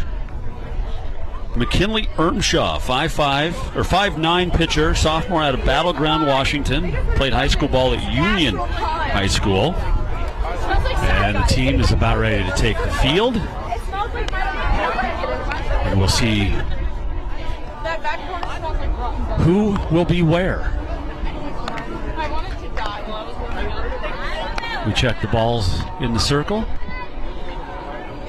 And that is Jasmine Barella, a junior from Beaverton, Oregon, that tells the ump, this is the ball we're using, first pitch. It's like basketball. You give the ball to the point guard, Paxton, and let him bounce it and dribble it and see how that ball handles. Yeah, make sure it's working well. And we'll see if this first pitch even stays in play. Yeah, I mean, with all the foul balls we've had, a lot, especially over that wall just outside of right field, over to the lacrosse field today, soccer field for practice normally. Usually I'm up in the booth. I can see the soccer guys practicing over there. Well, they've been practicing down in the north end zone over here. So. Oh yeah, a few of the players. I think all 4 of those players are actually from foreign countries. Oh, okay. Yeah, I think so. I know at least 3 are. They come join us for indoor soccer during the week sometimes. Well, I know that Valley City State has about a half a dozen or so players from Canada. Carroll College has nobody from out of country except for those from the West Coast. I joke. But nobody from out of country for Carroll on the softball roster anyway. So softball, it was really big in the 90s when it first came into the Olympics, and you had the U.S. and Japan dominating. It was taken away from the Olympics and then brought back a few cycles ago, along with baseball. But it's nice to see the growth across this world, especially here in the state of Montana. The sport of softball, outside of, I would say, flag football for girls, is one of the fastest growing sports in the state. Flag football, by the way, just announced Helena will be carrying flag football teams next year in the Helena School District. So both Capital and Helena High. And SWX, we've been there since the beginning. We did the first state championship. And big thanks to the Atlanta Falcons, obviously, for getting everything across the country with flag football going. It's been so much fun to watch the growth. I know we'll be close to 35 teams, I think, this fall for flag football. They're actually petitioning in the future to move it to a spring sport, but we'll see how that all turns out. But we have softball in the Frontier Conference as the officials, the umpires, meet with both coaches at home plate, exchange of lineups, and then we'll have first pitch. So a couple of weeks left here in the regular season, Paxton, and it's a playoff push. We talked about it in the first game. Carroll now in a really good position. Potentially they're sitting solidly in third, a chance to move up into second depending on how things shake out. Dickinson State still leading the conference, but senior day tomorrow here at Carroll, and then everything else is on the road.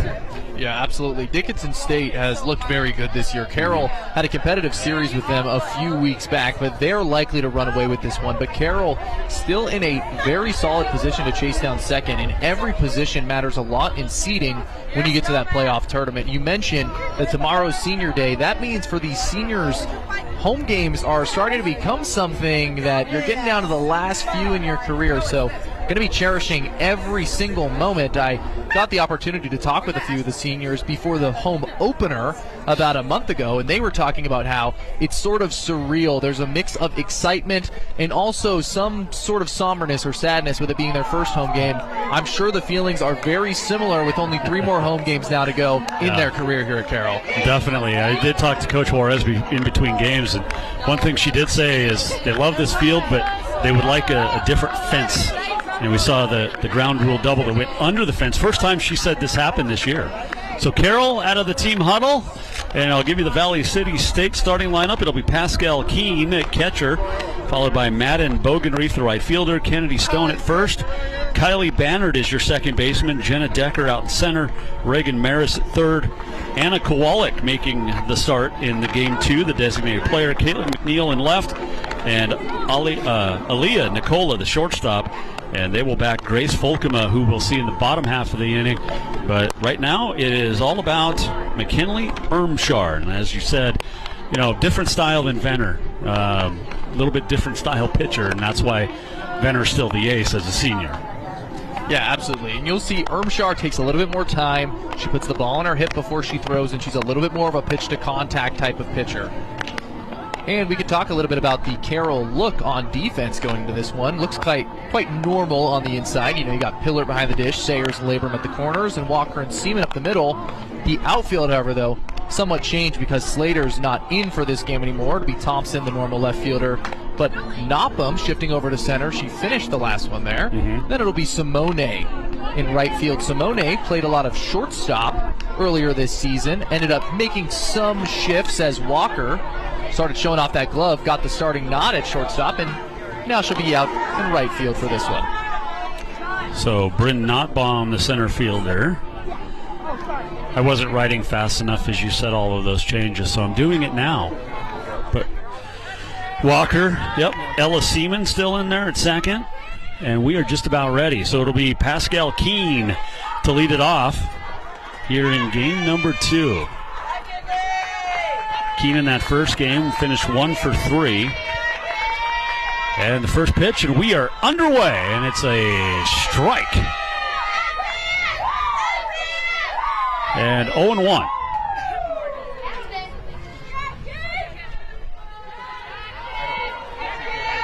Takes a little bit more time than Venner does Earnshaw. the pace will be a little bit slower. She's got a routine. She does it every pitch. Well, and, it's no different than shooting free throws. That one grounded. Sayers in. The throw is good. In time and out number 1. Sayers, a couple of strong plays, and there's a reason she plays third. She can fling that ball. Oh, yeah, Sayers has got a cannon at third. Even when she's only got 2 steps, ball's going to be there. Look at this throw. Rips it up there almost too fast for our camera guy. Sayers can absolutely let him rip when she needs to, and it helps her, particularly on those backhand plays at thirds. Plants that right foot and just rips it across the diamond. So, great play for the first out. That'll bring up Madden Bogenreef, the right fielder, second on the team in hitting. And she was 0 for 4 in that first game, so her .357 average definitely will drop a little bit. Of course, this late in the season, you've had enough at bats. It's not like it plummets 100 points in one game like early in the season. As Earnshaw's 0-1 is fouled straight back. Bogenreef right on that one, and it'll be 0-2. One out here. Riley Simone out in left. So far, the Vikings quite aggressive at the plate. Already had three swings so far. We're only a few pitches in. Earnshaw, the 0-2. High and outside. Good eye by Bogenreef. And it'll be 1-2. Kennedy Stone waits on deck, the first baseman. Not many changes for either team outside of pitching and a couple of position players, as that one is a stay alive, just throw the ball or the bat at the ball swing, and it's fouled off. It's 1-2. I don't really know how she just did that. That pitch was in the other batter's box, and she hit it down the right field line. She pulled it almost into her dugout. That was like casting a fishing rod. She just sort of threw it out there. But I mean, way to stay alive. Yeah, you do what you can. And that one's fouled back out of play and stays at 1-2. So good early battle here between Bogenreef and Earnshaw. Thompson in left, Notbaum in center, Simone in right, Sayers, Walker, Seaman, Labrum around the infield, Pillart behind the plate, and Earnshaw in the circle. And that's the pitch that Kennedy Venner used early, that off speed, really low, almost in the other batter's box, and it's a ball. It's 2-2. Good layoff there by Bogenreef. Yeah, it looked like she wanted to go, able to keep the hips back. Once the hips fly open, hard to keep the bat from breaking the plane. Absolutely. That ball is fouled out of play. Stays at 2-2.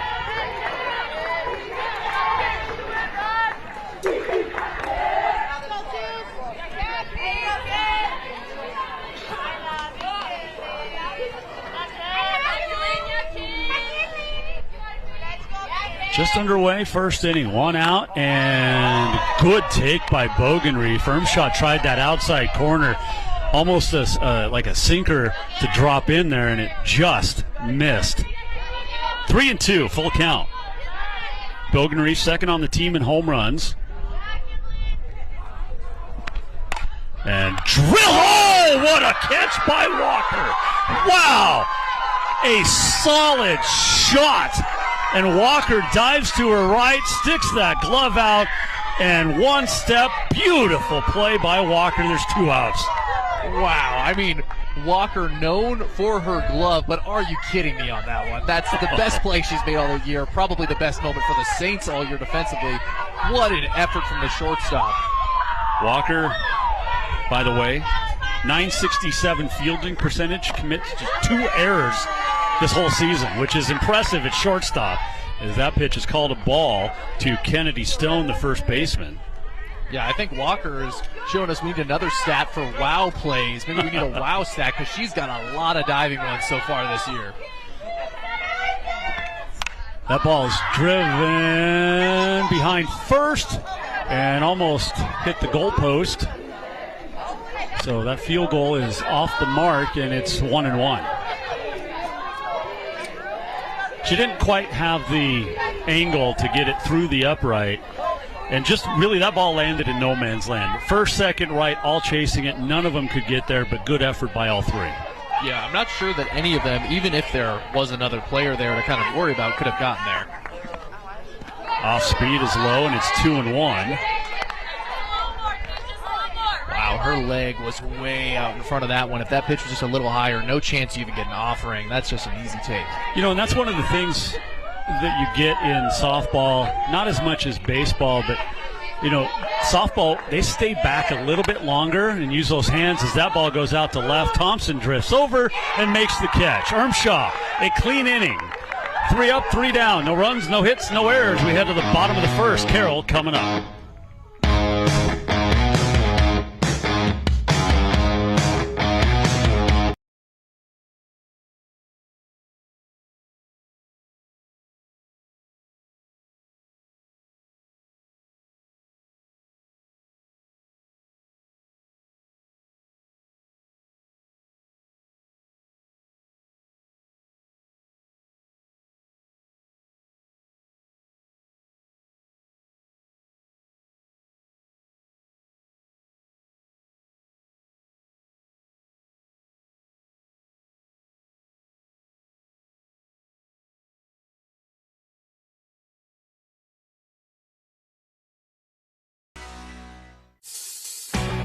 Heading to the bottom of the first, Carroll College batting for the first time in Game 2, going for the sweep. And it'll be Bryn Notbaum, Madison Walker, and then Carly Smith moves up from number 8 to number 3 in the lineup with the absence of Slater at the top of that order. But Notbaum, a couple of walks in that first game, very excitable pitcher. And she's that prototypical number 9 hitter, which in softball translate to a prototypical leadoff hitter. Yeah, going to be a tough at-bat to start the game. Don't expect her to be swinging early in the count. Look for her to work deep into this one. She's going to try to get in a hitter's count or try to walk to first. And facing Grace Folkema, and the first pitch is called a ball. It's 1-0. Folkema on the year, 8.30 ERA in 17 appearances. She's making her 12th start of the season. As Valley City State trying to split this first day of 3 conference games. As that one's low, it's 2-0. And then the non-conference 4th game tomorrow afternoon here on Senior Day at Nelson. As Notbaum has worked the count to 2-0. And that one is in there for a strike, and the count is 2-1. Notbaum in that first game, 0 for 1 officially, but as we mentioned, did draw 2 big walks, the biggest in the 5th that led it off and got the whole rally going for Carroll. It was down 3-zip and won 4-3, and Notbaum looks at that one just outside, and it's 3-1, good hitters count. Yeah, I wonder if you're Coach Juarez here, if you moved Notbaum up to the 1 spot because she got those 2 innings going, hoping to carry some of that momentum and not wait till later in the game for Notbaum to get the opportunity to get that going. That one in there, 3-2, full count.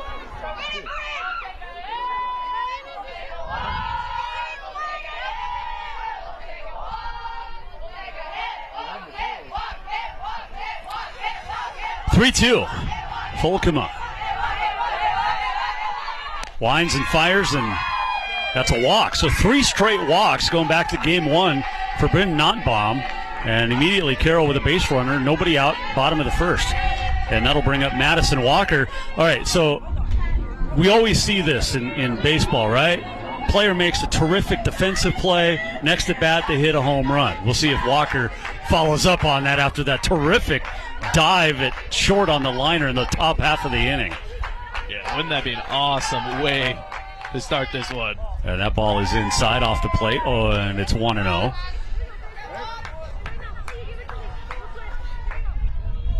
For Notbaum, that's why the average doesn't tell the entire story. Average, nothing too impressive, but when you look a little bit further on that stat sheet, you get to on-base percentage, and you can see right here what her impact in these games are as fouls that one straight back. Count moves to 1-1.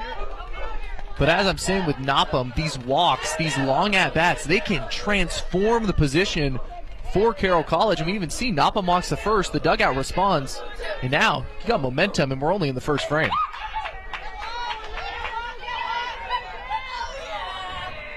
Here's the 1-1. Bunt laid down beautifully, fielded by the first baseman Stone, as Notbaum moves up to second on the sacrifice bunt. Small ball for Carroll, and one out, runner in scoring position here in the first. And Carly Smith, the designated player, will come up. Smith was 0 for 2 in that last game. And on that last one, we had the back pick to second base. That's actually a callback to earlier this season when Carroll got caught out in a big inning like that, lost an opportunity on a back pick on a bunt. So Nopham did not round second. If you look at that, that's a little bit of that coaching as you go throughout the season. You correct mistakes, you play smart. Nopham stood right on second after she got the second on that bunt. She stands at second with one out, and Carly Smith at the plate. Right-hand hitter, right-hand pitcher, and it's low, and it's 2-0. So tight strike zone so far, according to Fulkema. She wanted that one at the knees, just a little low. It's 2 balls and no strikes. If you're Fulkema now, it's really an important time to recover. You got one down in the inning, a runner at second can turn into something, but can also be limited. Got to find the zone here. And outside, 3-0. Okay. Mentioned it's a tight strike zone here in this bottom half of the first. So if you're Smith, you're taking all the way here. In fact, for me, I would have taken 2 strikes, but I drew a lot of walks. That one is in there, and it's 3-1. Good take, as we mentioned. Yeah, Smith didn't even move the bat there at all. Didn't even fake like she was looking. Easy take all the way. I think right here, though, you got to have green light. One down, runner in scoring position. You know what I love about that take? She didn't do the fake bunt thing on 3-0. Yeah, that's quite common. And ball 4 inside. So 2 walks in the inning for Fulkema. And now there's 2 on with 1 out, and Brooke Thompson, the left fielder, comes up. Thompson went 1 for 4 in the first game today. You mentioned earlier this tight zone. I think that's going to play to the Carroll College Fighting Saints' favor. They're more of a passive team at the plate. They like to get a strike, maybe get 2 before they start swinging. Going to be interesting to see if the approach in the pitching circle changes, if she starts trying to get ahead more. Fulkema so far has been working away from hitters early in the count and then trying to fight back later. It's a 1-0 count again, so Fulcom has fallen behind each hitter so far this inning. And that one hits Thompson right on the left foot, maybe got her on that shin guard. And the bases are loaded for Carroll with 1 out here in the first. And we'll see if the coaching staff comes out to talk down and get another look at it. Paxton? That does not feel good. Got a little bit lucky that I think it caught a bit of the foot guard. That one definitely still doesn't feel good. I don't think anyone's ever been hit by a softball in the ankle and been happy about it, but got lucky that it caught a little bit of the guard. So hopefully no harm done. It looks like Thompson's ready to run over there at first. So bases loaded now. Big spot. Huge spot. And it's Taylor Sayers, your third baseman. And she'll look at a strike down the middle. First time Fulcom has been ahead of a hitter here in this first inning. And Fulcom went right after her there. I think she anticipated Sayers would be taking in this spot, so she threw that one middle. After 2 walks and a tight strike zone, good job by Sayers. Now the 0-1 is outside, and it's 1-1. Bases loaded here in the first, so critical first inning here in game 2, as Carroll looking to start the weekend off with a Saturday sweep. And that one right at the knees, and it's 1-2 on Sayers with 1 out. I'm surprised Sayers didn't give a rip at that one. Yeah. Seemed like it was right in her wheelhouse, like she wanted it, had a good load. Just hesitates a little bit, ends up taking it. So now in a 1-2 count, becomes more of a battle. A strikeout here is the last thing the Saints want, and the first thing Folkemo does. And Sayers fouls it off. She's one of the rare ones that uses no batting gloves. She's tough. She is tough. Sayers tough, we'll say, because her mom, the head coach at Carroll, and a Montana girl, Capital High, hometown, state champ. She is just a great, fantastic young lady. And she'll pull that one down the line. It's a foul ball. As Thompson tracks it down in the corner, so everybody will run back to their respective bases. Sayers picks up the bat, wipes a little sweat off her brow, and gets ready to step in again. 1-2. 1 out, bases juiced here for the Saints against Grace Folkemo. Folkemo got away with one there. That was close to breaking this game right open. And as we were talking about during last game, sometimes softball, a game of centimeters, millimeters, on that one just a few degrees away from a few RBIs. And that one lined to third in a terrific play by Reagan Maris. So we've seen a great play from Walker at short for Carroll, and now a terrific play at third by Maris for Valley City State. There's 2 outs. What a play from the freshman third baseman. And that saved at least 1 run. Oh, at least a run. And what we can't even really break into, because it's the world of hypotheticals, is if you don't get that out, maybe this inning starts to spiral. True. Low ball 1 to Sammy Labrum, the first baseman. Bases loaded. Tell you what, if Folkemo can get out of this with no damage done, give her a lot of credit in that circle. But we still have to see how it plays out. That pitch is lifted out to right. It'll get out of play, and it's 1-1. And I think what the main focus should be for Folkemo, obviously the pitching has gotten a little better as this inning has gone on, but it's really the mental adjustment. She was falling behind a lot. She was visibly frustrated with the strike zone, but able to regather herself, find the strike zone, start being competitive, and all of a sudden, she's just a few strikes away from working out of this jam. Here's the 1-1. And it's driven out to right at Madden Bogenreef, and that is the end of the inning. So a great job by Folkemo to pitch her way out of a jam after pitching her way into one. We head to the second. We're scoreless on SWX.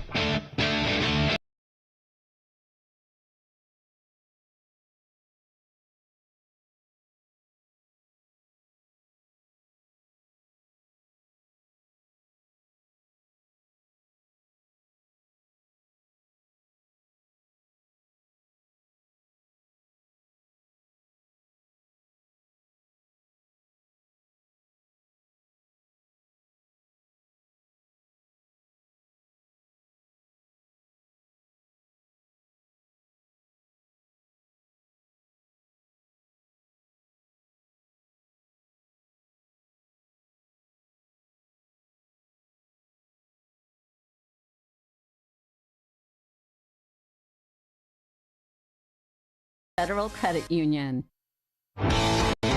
Talked about it a little bit earlier, but lunch for the SWX crew was provided locally today by the Breakfast Club. Breakfast Club. Breakfast so big you may skip lunch in Missoula, Spokane, and Prospect Avenue in Helena. Jason Walker back alongside Paxton Shepard, whose dad is listening somewhere in the United States. Paxton, we turn the play-by-play over to you, my friend.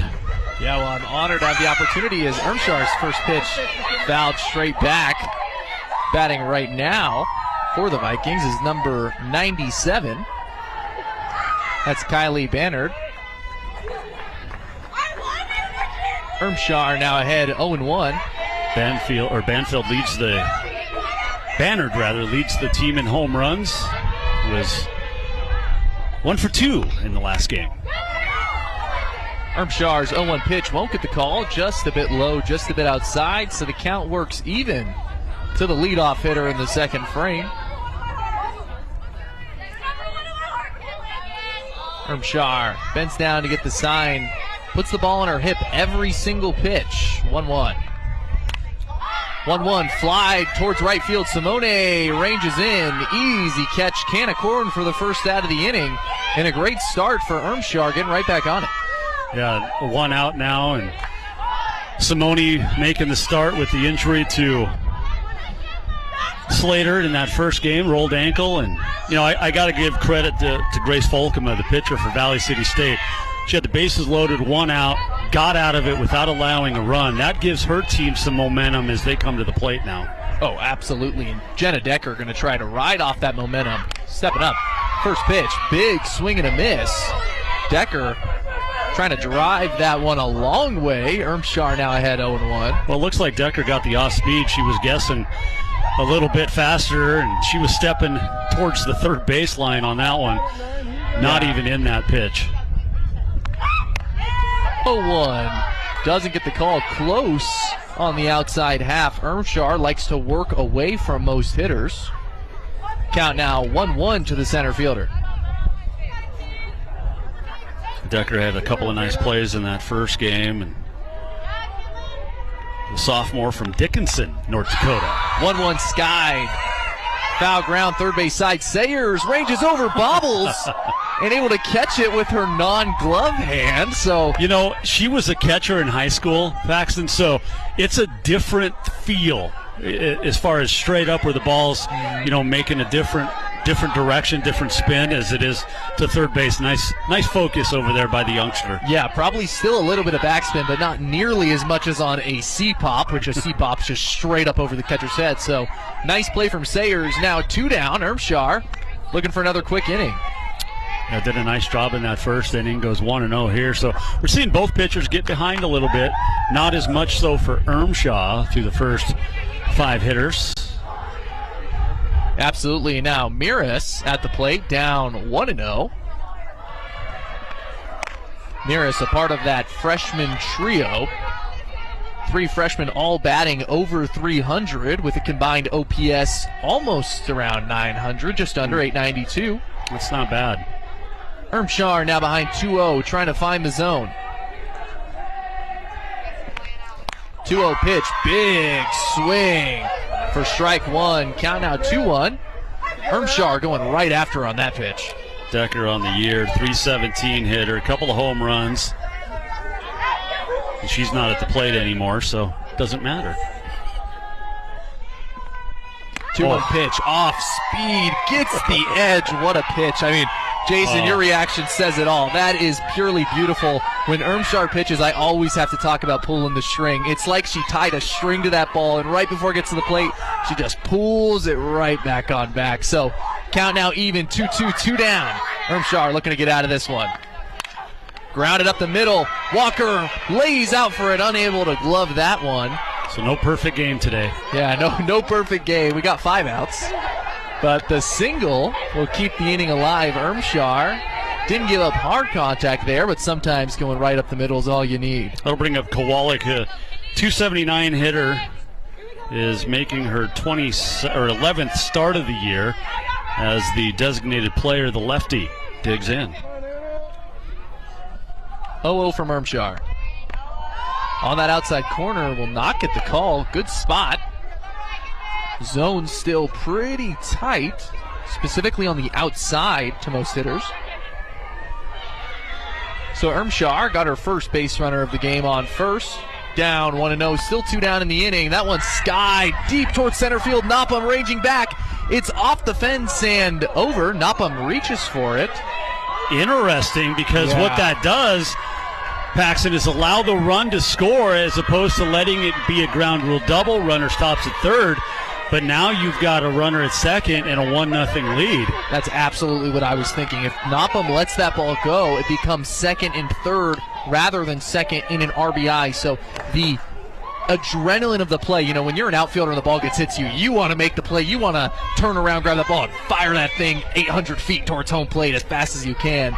Unfortunately, turned out to not be the correct play, so Ermshar now 1 run across, still 2 down. Well, let's not forget Nottbaum making the move from right over to center. Completely different angles on the balls that come out to the outfield.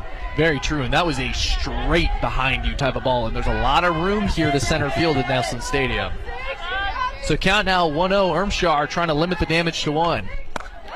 Swinging strike 1, count now even. Caitlin McNeil up at the plate. She was 1 for 3 in the first game of this doubleheader.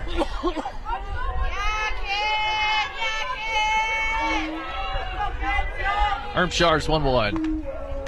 Off-speed pitch. Will get the call. Beautiful pitch for strike 2. And that's one of the better changeups. Absolutely. Man. If you're McNeil, how do you even offer it that thing? Out of the hand, your timing is so far off. You don't. You just wish it's a ball. 2-strike pitch. Way high. So count now even 2-2. I like that from Ermshaw. You go low with the change, you go high with the rise, and now you got your hitter thinking, really scrambling to come up with what pitch is on the way next. You got to be ready for everything on this 2-2 pitch.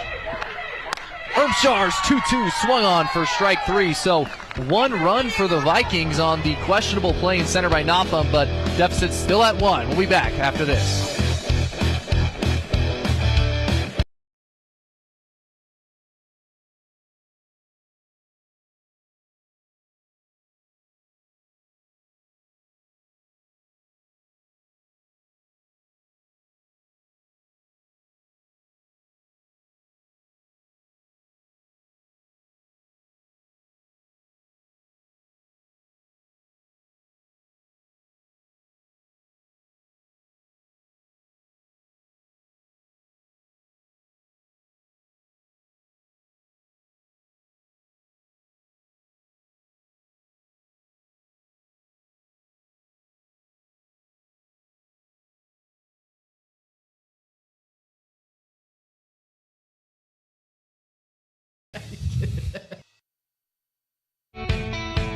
The game is brought to you by Butte Auto.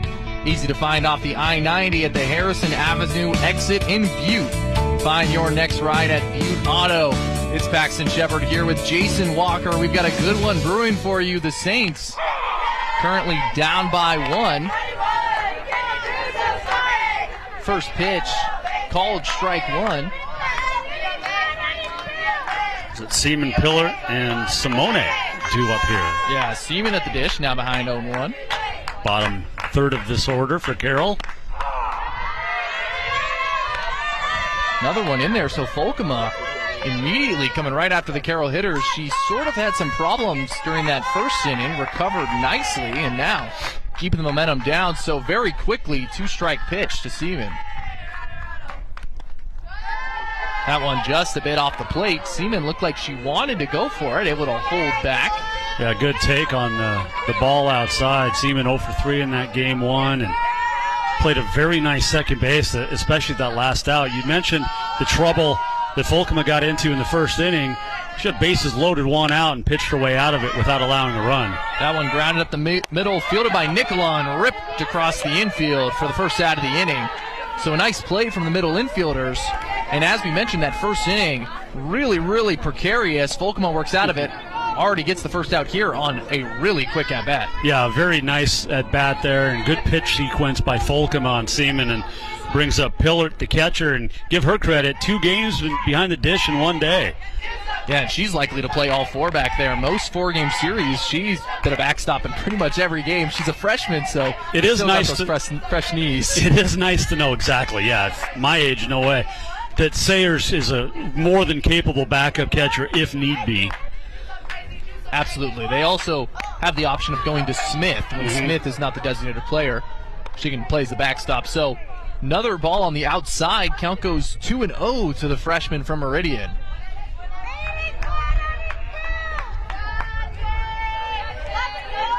Saints trying to find something after having an opportunity in the first, but unable to put it together. 1 down, 2-0 count. 2-0 pitch taken for strike 1, high in the zone. It's a good take there by Pillard, just to settle down in case that ball is called a ball. You're 3-0 instead of 2-1, but 2-1 is still a good hitter's count. Folkema trying to get back in this one, 2-1. That one fouled, straight back, count now even, 2-2. Mentioned Folkema, an 8.30 ERA in 41 innings. She's given up 5 long balls, and her opponents are batting at .312 against her this season.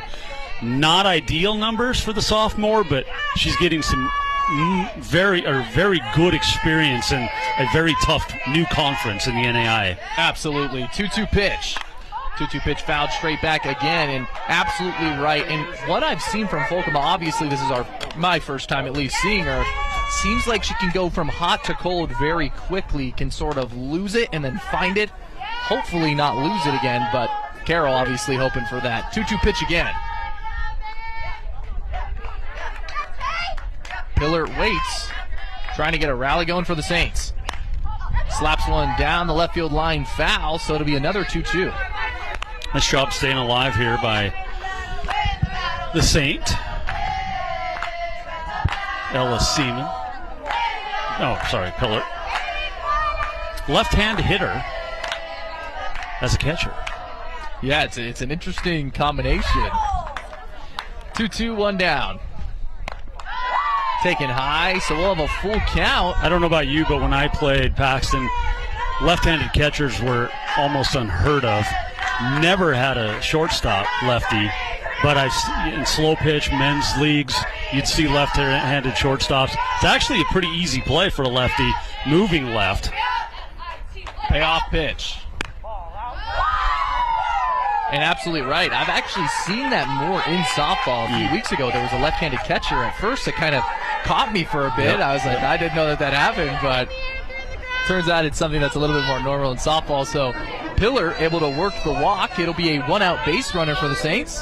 51st walk of the year for Folkema. Pillar on the other end of that draws her 6th walk.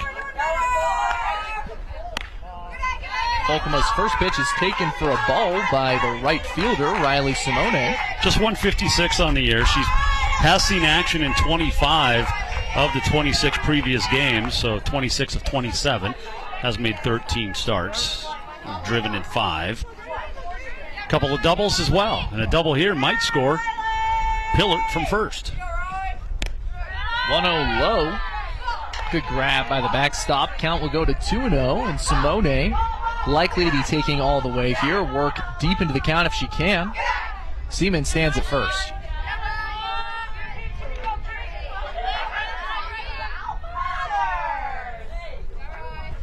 .2-0 pitch, grounded hard up the middle for a single. Seaman rounds second, stands right on the bag, doesn't want to get back picked. It's something we talked about earlier, so Decker got that ball in very, very quickly. Yeah, Decker came through that one very, very nicely. So Saints with a nice base knock keeps things alive. I mean, right back up the middle, just right by Folkema's leg. Yeah, you just send it right back to where it came from, and now you got 2 on with 1 out, and the Saints again in good position like they were in the first. We'll see if Folkema can shut them down like she did. Yeah, well, it could be deja vu. Obviously, for the Saints, they're looking for history to not repeat itself, Right. and the Vikings dugout, they're looking for that. Now, first pitch to Nopham taken for a ball. Now there's going to be a little discussion, possibly a pinch runner. Yeah, Coach Juarez out. Pillar is the backstop, so she does have the option of taking a pinch runner. That is available. It'll be interesting to see. You got pinch runner, got the helmet on.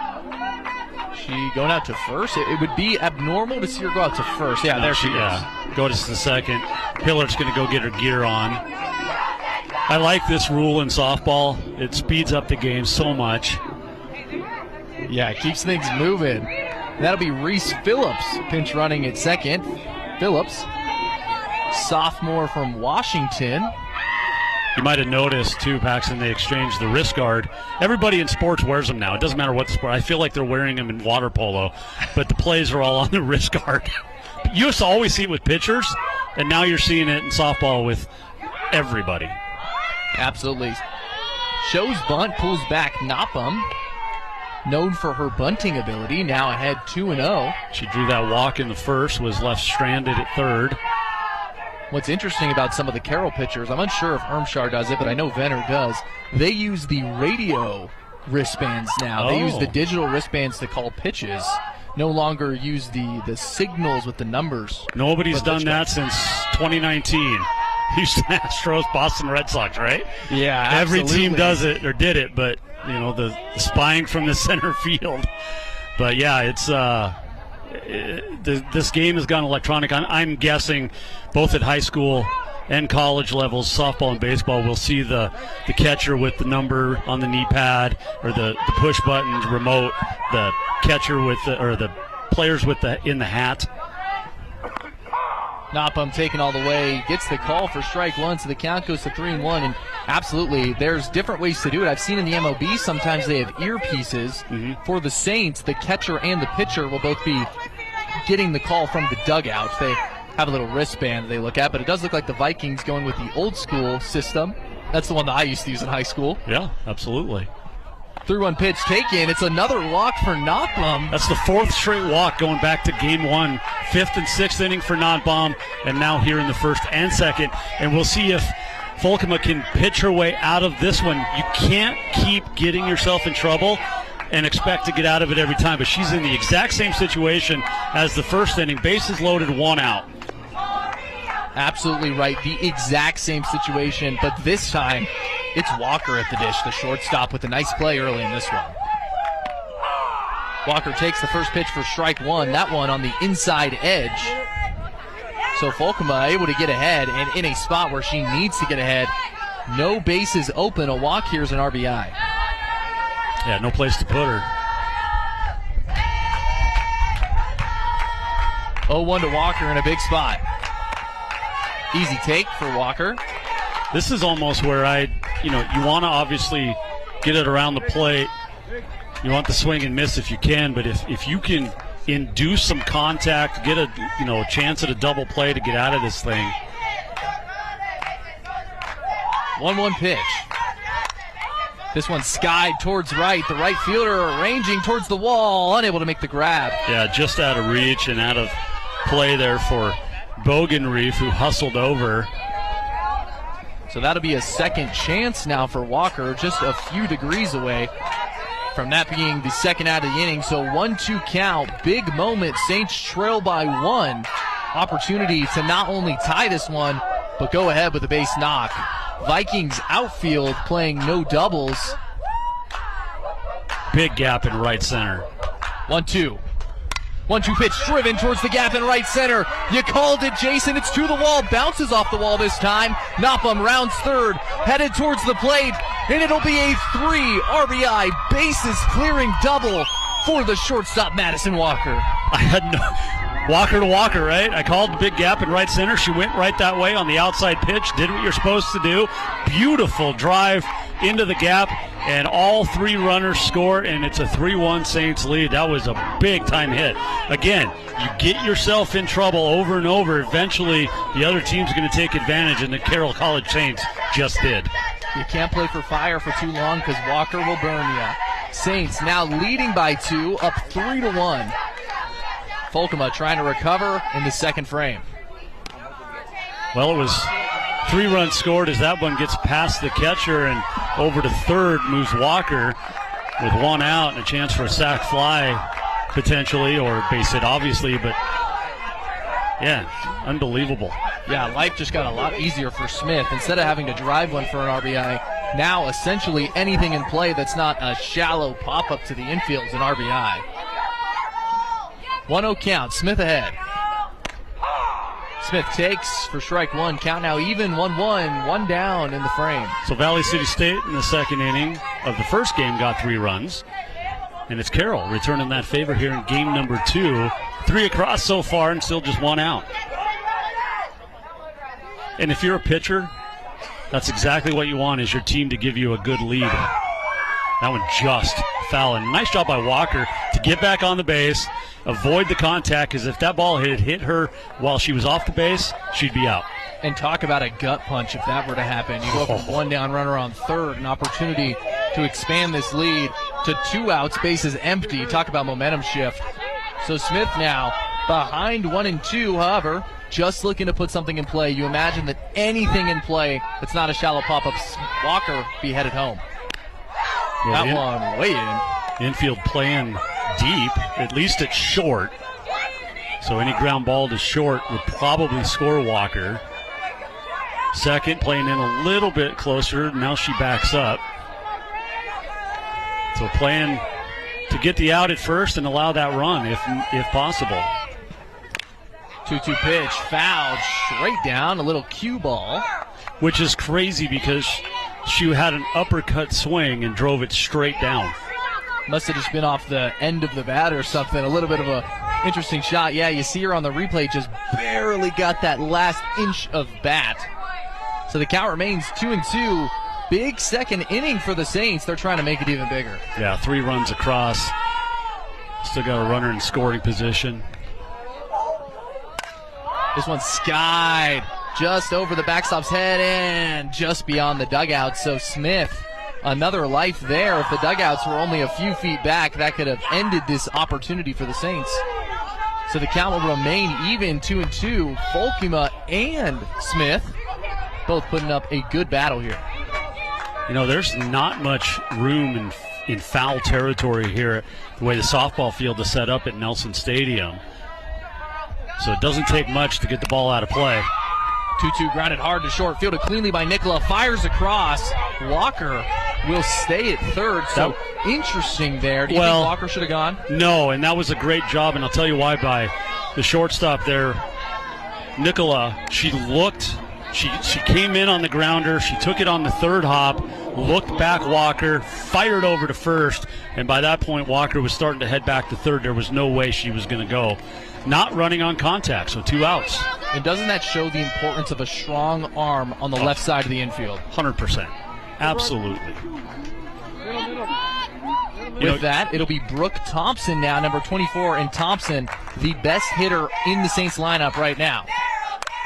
First pitch, driven towards center field. The center fielder Decker able to get under that one, so 3 runs on a huge bases clearing double. Saints now lead 3. It'll be the Vikings back up after this.